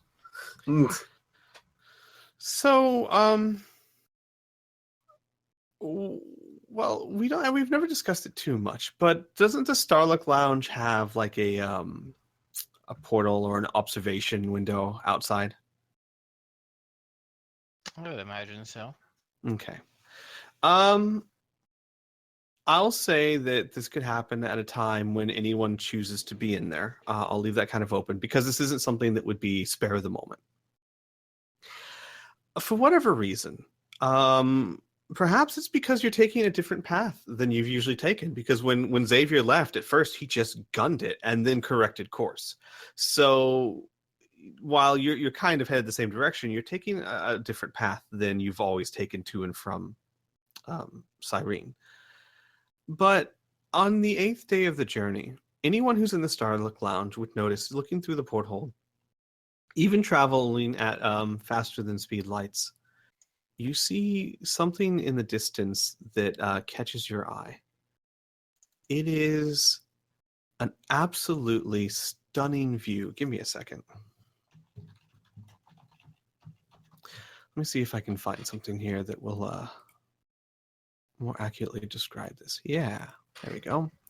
I'm just going to shoot you guys the link to this instead of trying to like throw it into D20 or whatnot. I will shoot it in the 3 Galaxies text chat in Discord. You see this through the porthole. It is, for whatever reason, from this angle, the stars are not blocking your view. The light pollution from other parts of the galaxy aren't really affecting you. You see an almost perfect view of Anvil Galaxy, one of the 3 galaxies, a spiral galaxy, many, many, many hundreds of thousands of light years away. But for the next day, this perfect picture of it is completely visible from your ship.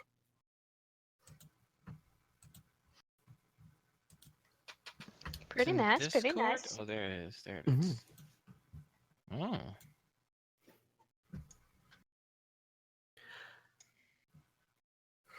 And that's basically it. It lasts for about a day, and then you travel through a nebula, and it obscures the view again, and you don't see the view from that point on.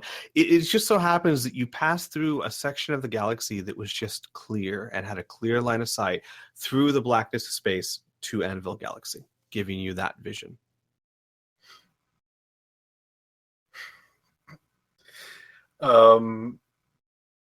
Where would be the dining room? The dining room is at the bottom, right below Starlock Lounge. Okay, so I guess he would be. People might come and look at it and go, "Wow!" You're just hearing like muffled in the bottom. Oh, how do bears do this? God, I can't even hold this teacup. I'm gonna have to roll for teacup. Yeah, roll for teacup, please. What would you like? Physical prowess or roll to hit? No, roll to hit. Yeah, roll me PP times 5, please. Okay. That'd be an 85. Okay. Thanks, So episode number. teacup not broken. So hard. You could have just used thumbs. Who made bears? God. I gotta talk to... How does kid use these things? God. I'll give you a hint. They don't use teacups. The worst. How am I supposed to drink my tea? Does Lucas drink tea? No. He's just messing with like fine like china spare ends. All right. So that happens. So my intent was to just have you guys randomly roll twice on the table. At this point, you guys happen to roll two events that were resolved fairly quickly. You guys are more than welcome. We can say one or two things. We can kind of move on to where you reach Zebron again, or we could roll on the table one more time. It's up to you. Up to all of you. Vernal dropped, by the way. Oh no. Yeah, he was said having maybe 2 seconds. Yeah, he was having some lag spikes. He might be just restarting, but still, we can still make a decision with her. He'll be back soon, so it's up to you guys. What would you like to do? I say Anna should roll. Oh, wait, you already did. Never mind then. You got your chance! I didn't roll for a chance. I rolled to That's true. not Anna, get hurt or get yeah, hurt. Anna hasn't rolled on the table. That is true. Oh, then do it. Jeez, nerd. Wait, heads up. How fast does it take to heal up again? That kind of damage would be basically, I think 8 hours of rest can more than heal 3 SDC. So Okay, yeah, so you'd be there's fine. no need of taking 3 that down. Okay. SDC would be 24 hours of sleep. Okay, so within 2 days at least, or 3 days. Yeah. This is the Anvil Galaxy was 4 days after the event, so you'd be fine. Yeah, I can roll again or roll in general if people want. Lucas, Isaac, do you have any issues with the rolling on the table? I don't mind. I don't mind, no. Okay, roll the table, please. Maybe we can find Candyland early.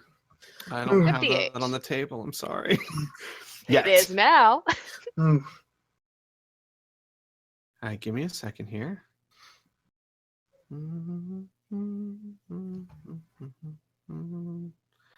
No, that's already. Roll again for me, please. That's already been done. Damn it, Candyland, why? 51. Okay.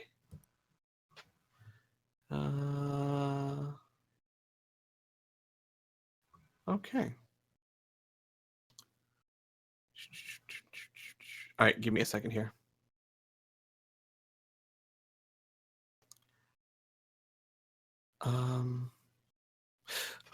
How do I do this? Give me like 30 seconds. I gotta think about something real fast. Got it.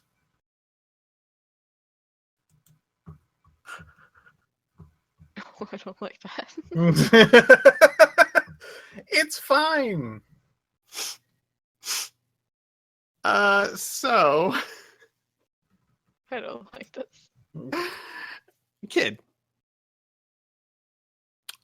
So you're now about 12 days into the trip. You're 2 days away from Zebron. You go to the kitchen to grab your tasty snack of crackers and what have you. You open the pantry door, and you see small, like maybe the size of your pinky. Well, kid doesn't have a pinky, but you know what I mean.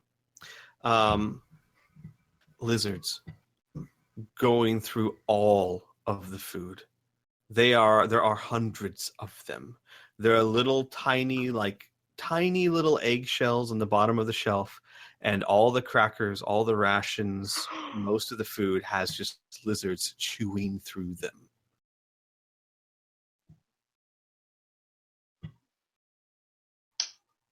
Are we talking about like little gecko lizards or Yeah, like tiny little gecko lizards.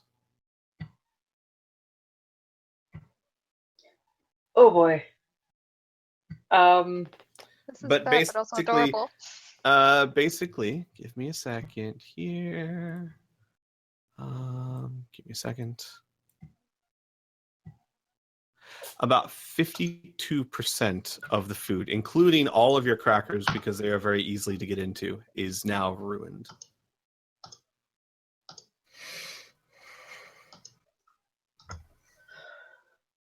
The only stuff that hasn't been ruined are the things that are in very hard sealed, like cans and containers. But since the crackers are more packets, they were torn through very quickly. You say that, Mm-hmm. but you forget that Kid does not have conventional ideas of what is edible. In a fit of rage, they're going to grab a handful of these geckos and eat them. Well, okay. Meat's back on the menu, boys. Jesus. They taste squishy. Squishy is not a taste; it's texture. They taste Yeah, very I've got to squishy. agree with her. They taste bloody and squishy. I don't So, know. I've never bitten into a small lizard before.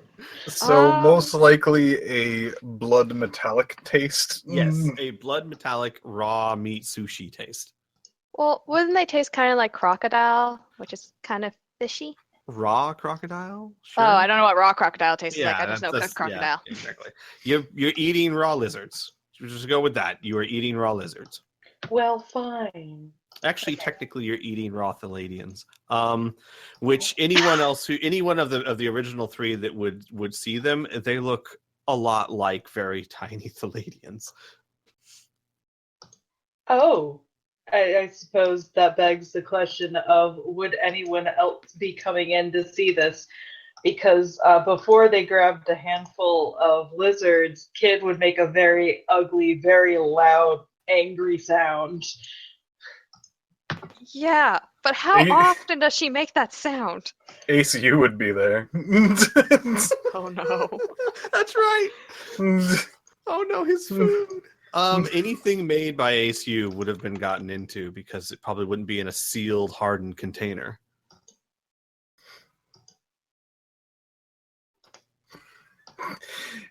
ACU takes one look at these lizards, just runs. Running for him is not very fast. He waddles, so He tries, though. Waddles away. So everyone else in the ship hears Kid scream in anger, and then that's it. They're all just like, oh, okay. Lucas is not doing Grab the anything but wall. bare hand stuff. he runs into the room with bare hands. God. Welcome back, Inferno. Thank you. Oh boy. We rolled one last time on the table, so Anna could roll on the Uh-huh. table.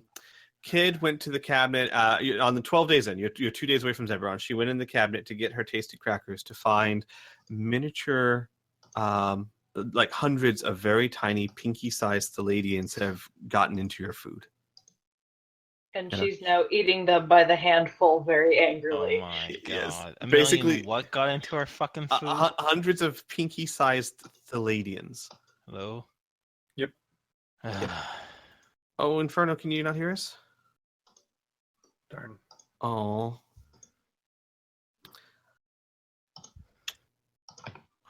Sorry, pal. I hate internet issues. Yeah. All right, he'll be back. Oh, hi. Million what got into our food? This tiny Palladians, Jesus fucking Christ. like pinky sized. Yeah, hundreds of them. Basically, anything that wasn't sealed in a very hard container has been gotten into. Awesome. Did you hear the second bit of that? Nope. Oh yeah, and yeah, go ahead, kid. Kid is currently angrily eating them by the handful. Oh, sweet. All right, this problem's gonna solve itself. You're not wrong. Excellent. I'm down with it. I'm down with it. Protein for kid. So I'm curious. How dedicated to this is Kid? Is she gonna hunt down all of them, or? Oh, like an angry cat.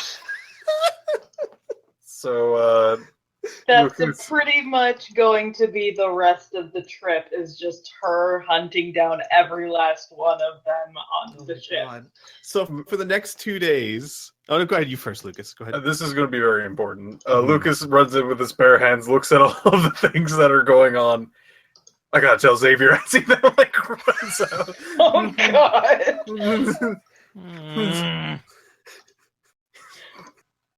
I'm just gonna go find Xavier.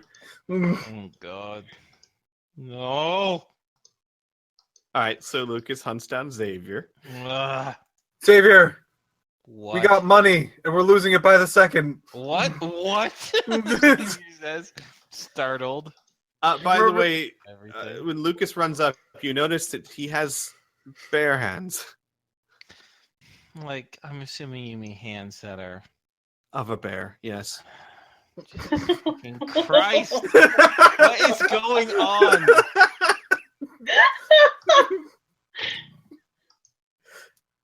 Anyway. Remember Xavier will Palladiums? follow. Of course, I remember Palladiums. Remember how they're Xavier says. extinct? Yes, of course I remember. We have like hundreds of them, and kids eating them. Ooh. Okay, you need to start making more sense. And I quicker. can't.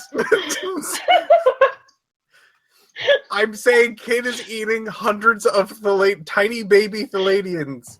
If this is some sort of joke and people are going to run up and jump surprise or something, if this is another one of Heart's fucking... Never mind, she's not here. I don't...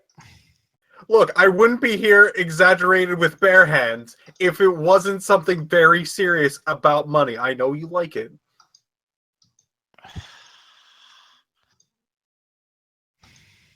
Show me. In the kitchen. You gotta hurry.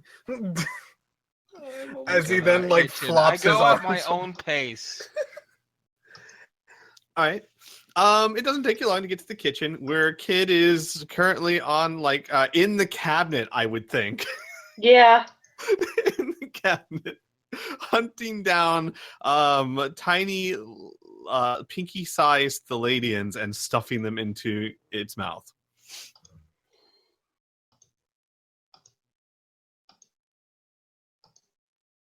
Lucas gestures with his bare hand. See that? Xavier is going to look at it. Blink. He's going to say, I'm going to find Isaac. Oh my god. But should I stop the kid from I eating? don't know. Oh my god. But we can't- Listen, Don't you want to listen. sell these for profit? They're no How? longer Who existent. would want to buy a... Wait, Xavier says. Kid, don't eat all of them. You want me to Wait, try how to do did they even something? get here, Xavier says. I thought all the Palladians were wiped out. There might have been a small cache of eggs somewhere. I don't know. Or money. Was that eggs? I don't remember. Oh.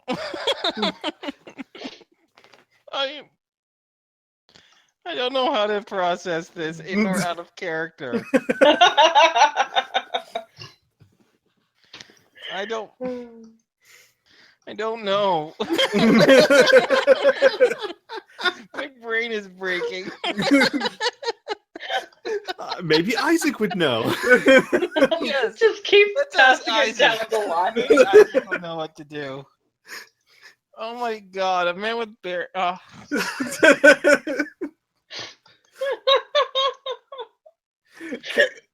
Lucas is gonna be behind Kid.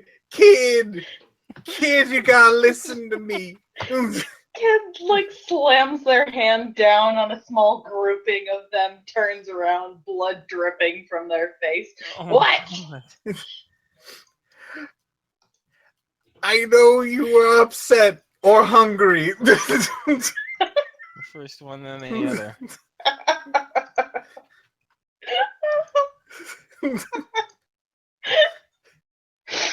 But you gotta listen. If we could sell them for profit, and we could get more food or things to kill for whatever purpose. I'm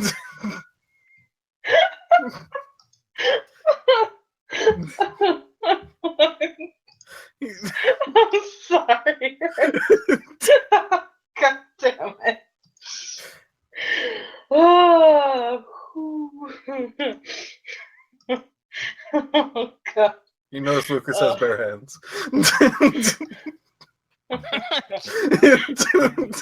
Kid just pauses and stares at you and then looks down at your hands and like opens their mouth to say something and then shakes their head.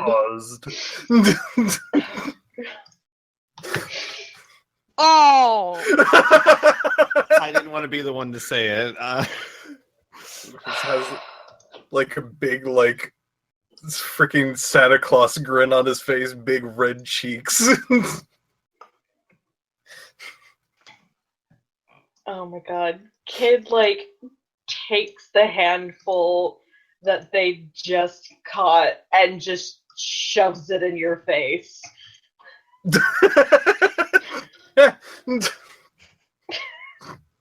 Is it like smushed Palladiums that you're shoving into my face? Hey, why would you do that? Oh, it's all over my face. Oh, what is it? Oh, I can't even clean this off with my bare hands. Oh.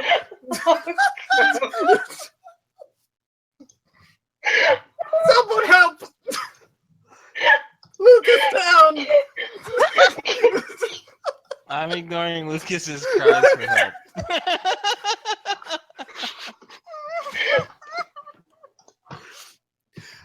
Okay, real quick. Xavier went to go find Isaac.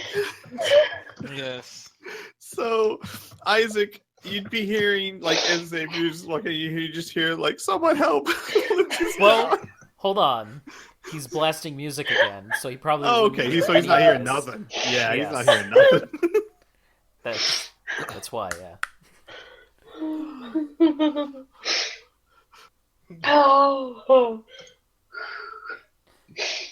So, if Xavier gets Isaac, then Isaac will want to go into the kitchen, try and find a glass container or something like that. Do we have a glass container with a lid? Like sure, a mason I would jar or assume something? we have some. Yeah. Okay, I would like to try and capture 2 of them. Okay. Okay, can I do that without a like roll? a mama and a dada type of thing? Yeah, or? sure. Yeah. Sure. First question: does anyone have like oh God, I have to look at the skills, but like any sort of nature skill? I have track animal. That might work with a heavy penalty. Basically, we got to figure out if there's any way for Isaac to even know the difference between male and female. I mean, they might have different scents, but I don't know that I would know the difference. That's I have true. wilderness survival.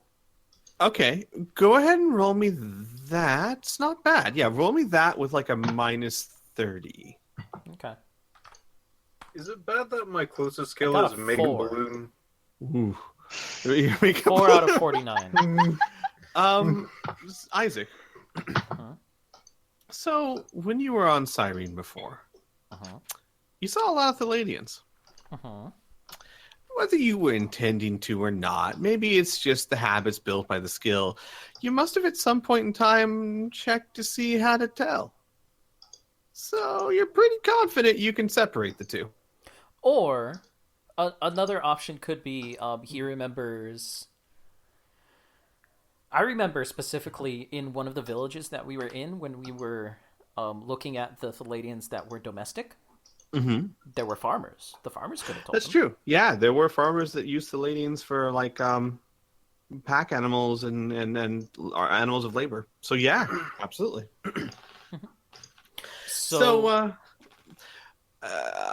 So here's the thing. Mhm. There are hundreds of them, and as dedicated as Kid is, Kid can't get them all that quickly. There's enough of them that I wouldn't make you roll a skill check. If you take enough time, you can get them. It's not, it's like hunting down a fly with a fly swatter. Eventually, you're gonna get it. I'll take So, an hour, yeah. 2 hours. All I'll do right, that. so you get 2 Palladiums. Yes. Capture them in a mason jar, put the lid on top. Hopefully they don't get out and all of that, and then I will go to Seslios. All right. She is in the Saboteur's Lounge, and she's... So, I should describe this. She's been very sick during the trip. Not deathly ill. And Isaac, you obviously probably would have tended to her. She...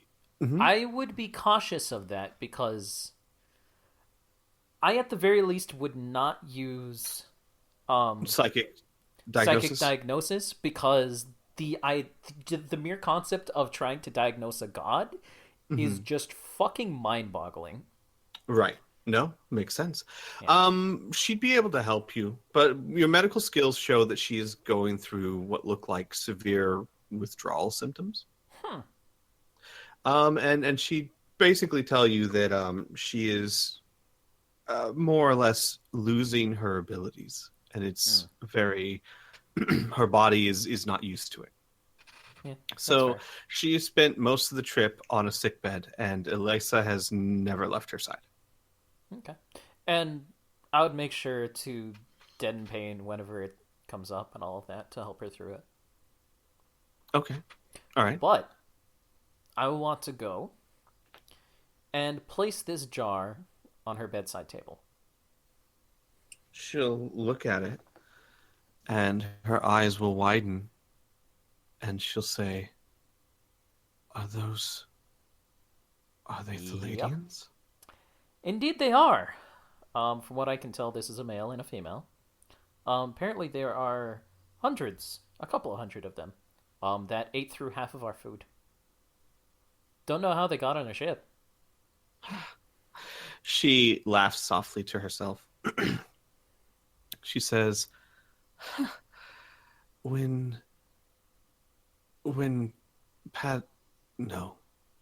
Thraxis defeated the Palladians with our help, he wanted to wipe them all out. Almost did. Dearest thought that it was a crime to destroy them all.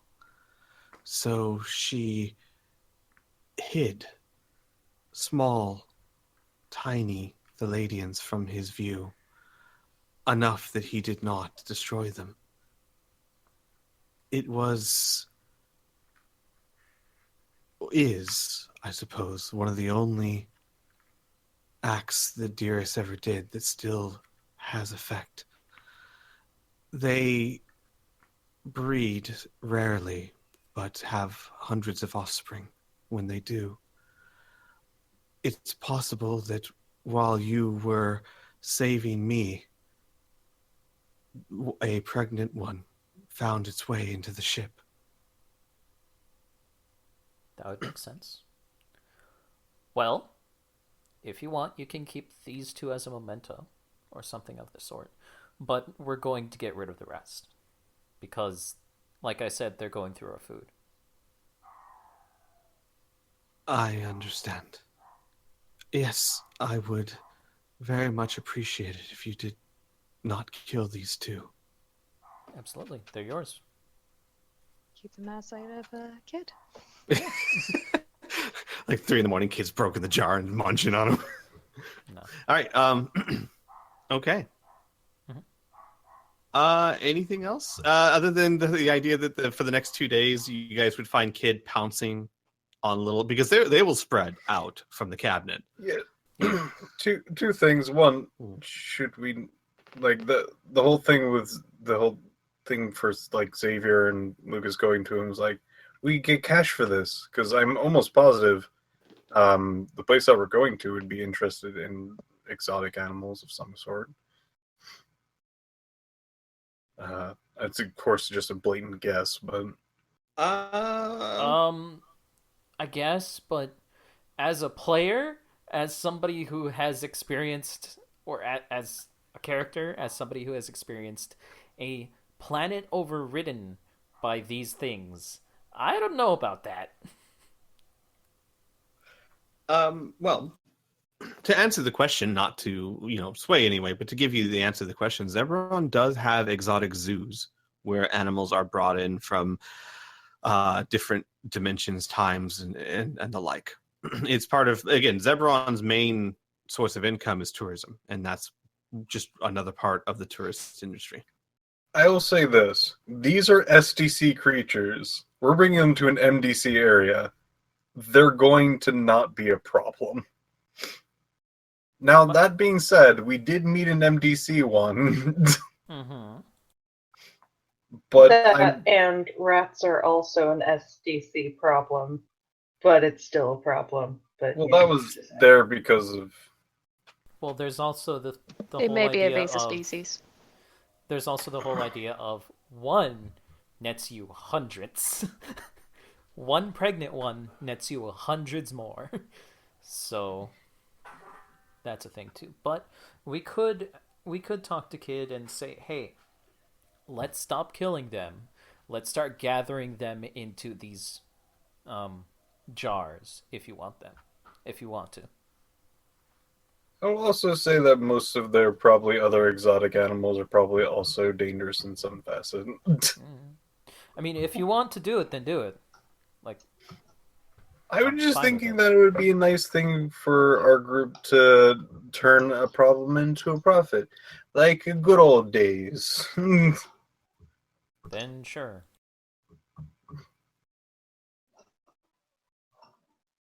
All right. Well, what does the rest of the group think? If you guys want Kid to start catching them without crushing, that would take a small bit of convincing, but they could do it. It's very true.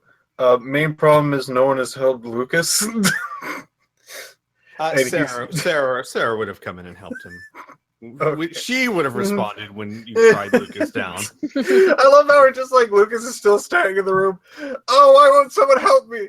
Oh, it's getting in my teeth. Oh, Sarah would come and then in. like freaking Isaac walks in, takes 2 leaves. It's like Lucas is walking behind him. Oh, why? Sarah would come in. She'd start laughing, seeing this ridiculous situation. She'd grab a wet towel and start wiping Lucas's face off, but all laughing the entire time.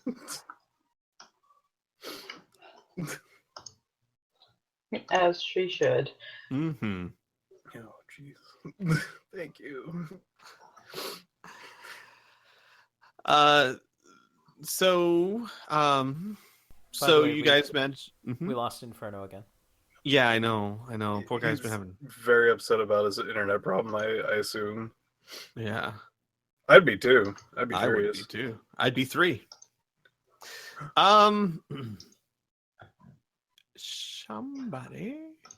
Anybody. Roll me a D100, please.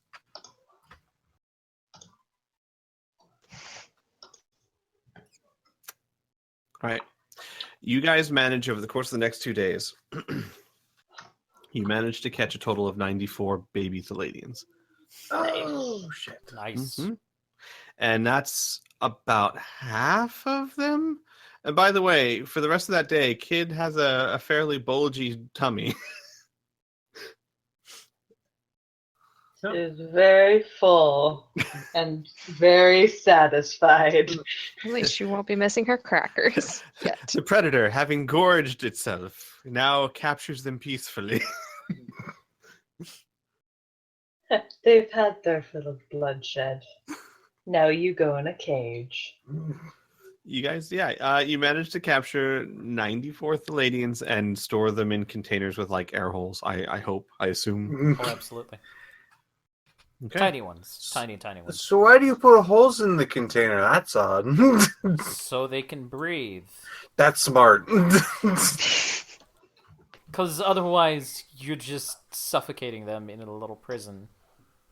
But I've always wanted to like just put like an animal in like a little like box with like a little flappy lid, and then like people open up and you're just like, oh, a little rat thing, and then they pick it up from the box and it's all cute and alive. So I can't do that. I need to have holes in the. Are you describing a gerbil? Maybe. Okay. Because those were annoying. But yes, you need air holes. Otherwise, unless the creature can't breathe or breathes something else. I don't know. That makes sense.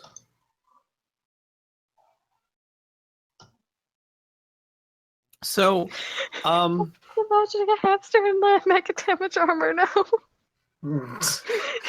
So, about another day and a half goes by. You're literally maybe 12 hours away from Zebron.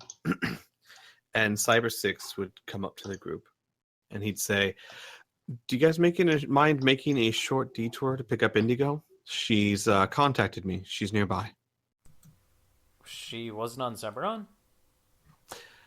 She's been traveling, you might say. Okay. What has she been doing? Best not to talk about it over open channels, but What do you mean open channels? We're right you're right in front of me. yes, I meant that. Okay, let me restart. I don't know the details of what she's been doing. You can ask her, but you might want to wait until she's here. But suffice to say, for now, she's been hunting down the location of the golden orb. As when we left, I told you she was doing a favor for me. This was that favor. But golden orbs with what? So we know that Simmons used the golden orb as a bargaining chip for something. Hopefully Indigo has more information. So he doesn't have it anymore. That's what you're trying to say. I don't know that for certain. Hopefully Indigo does. All right, let's get her.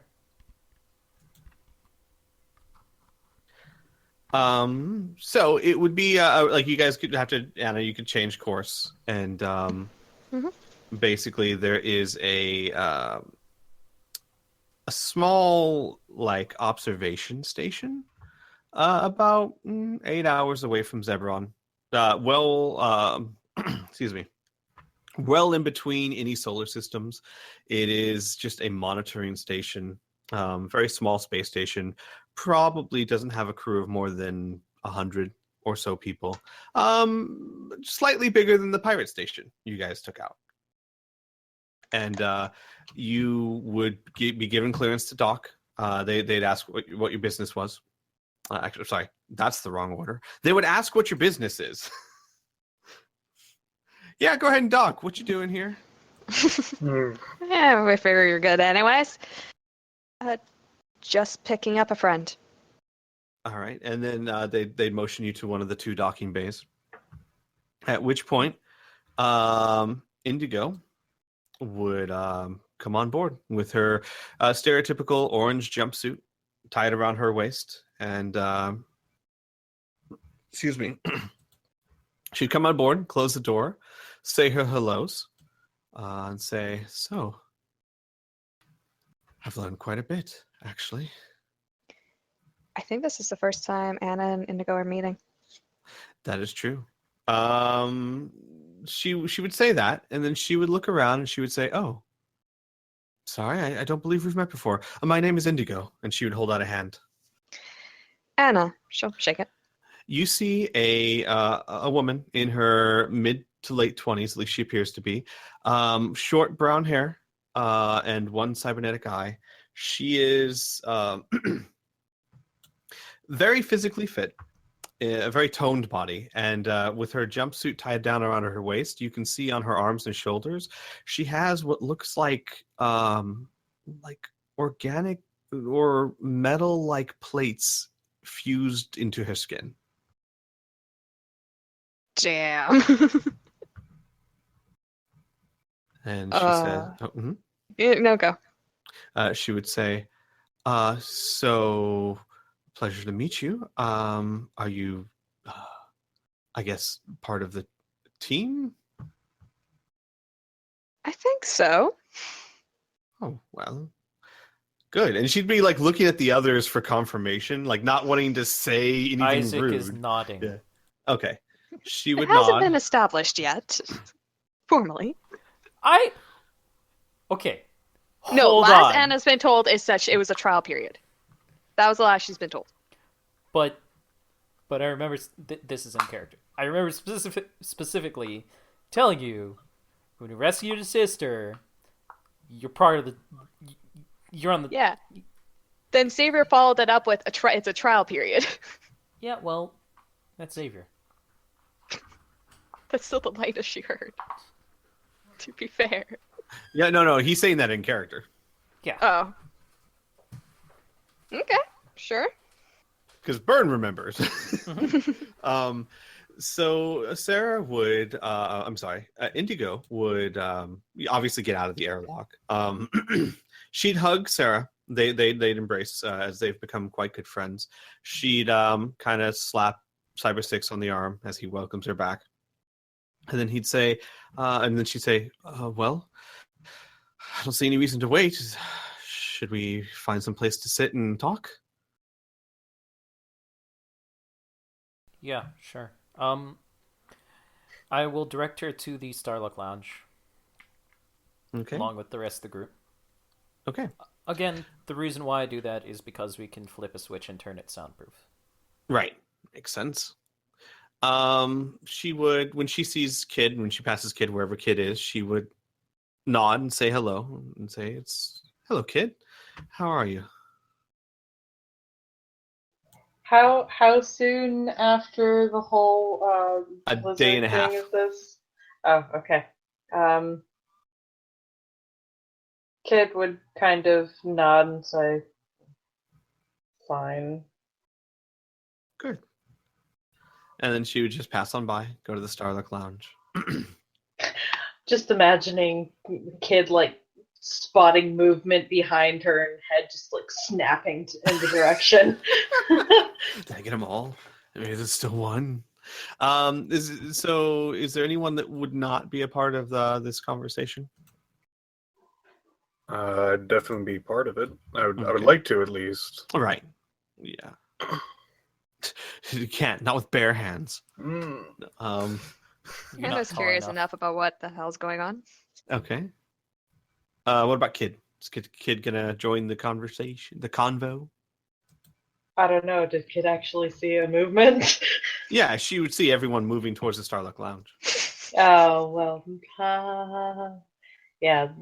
Then they'd go into the lounge, but they'd be keeping an eye out still. Only half an ear is trained on the conversation. So once everyone's in the Starluck Lounge, Indigo would sit, and she would say, well,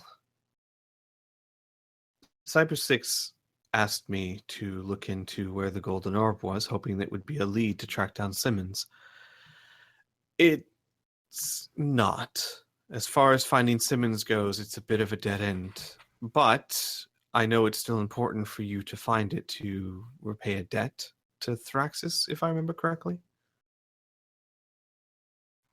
Yes, in order to make Thraxis not want to kill us. Yes. Well, it took a lot of digging around, asking the right questions, but Simmons, very shortly after they returned to this time, traded the orb for a fleet of these. And she pulls up a data pad and kind of like a hollow projection image of a very strange looking device. It looks as if someone attached a pod onto a giant drill bit. So it looks like a ship of some kind. It's probably big enough to fit, a good 20 people or so, attached to a giant, the front of the ship, the nose cone, if you will, is just a giant drill bit. And she says, this is a mining device. It's used to dig into the deeper mantles of mineral-rich planets. Thraxis made a deal with a mining tycoon. Excuse me, real quick. Praxis did? I'm sorry, Just not to make Thraxis. sure. Simmons. Okay. Simmons. Okay. A mining tycoon known by the name of D. Apparently, the golden orb was traded for about 150 of these. These are quite expensive, quite well constructed, capable of surviving extreme temperatures and digging in extreme surfaces. I have no idea why Simmons would want or need these, but apparently they're worth enough to trade the golden orb for. What happened to Simmons or these devices after the trade, I don't know. I've hit a dead end. But the golden orb itself is in the hands of D. Unfortunately, there seems to be a small hitch. I assume that the golden orb would be somewhere on his estates, on his home planet.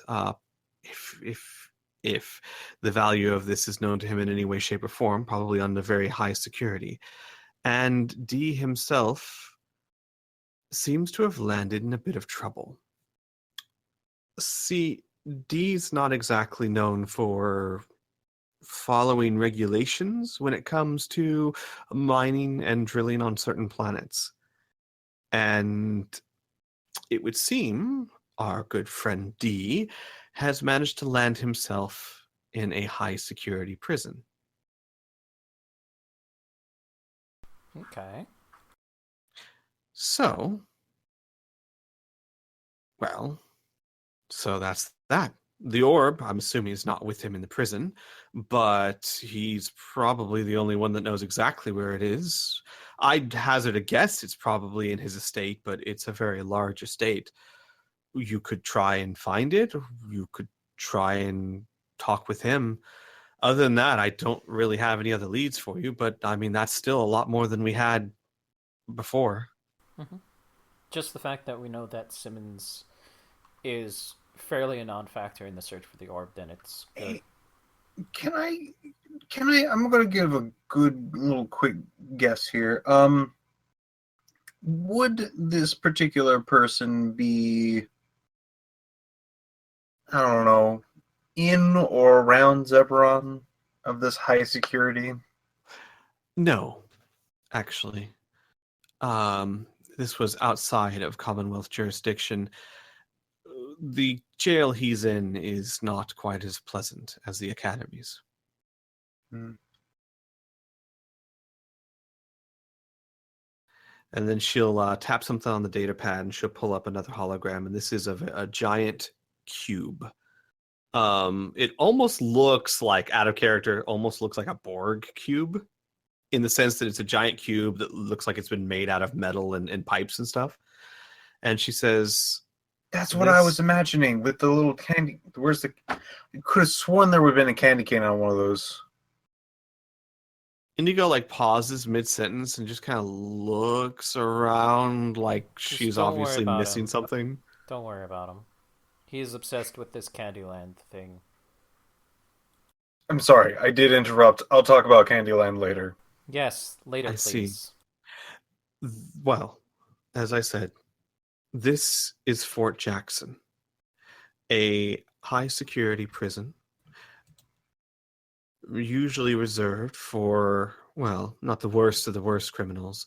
This isn't certainly a what would you call it? I'm sorry, I'm not exactly part of the prison system, but there are worse prisons out there. But as far as this goes, it's pretty bad. It is built in the middle of an ocean planet, very difficult to escape from, has an almost impeccable record. And our friend D has found himself an extended stay there. And let me guess, there's no visitation or anything like that. You would be correct. Goody. So, in order to talk to D, in order to get this information, we would have to find a way to either be hired as guards or get ourselves in there via committing a crime or something like that. Cyber Six pipes up. That's possible. Interesting. Yeah, if it's too hard, too, we can always just go to his estate and try and follow up that end. Though, Yeah. We could always break in a high security. No, that sounds dumb. Why don't we just go to the estate? Yeah, sure. Let's just do that.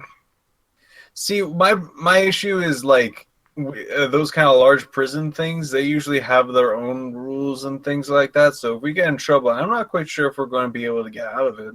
Yeah, exactly.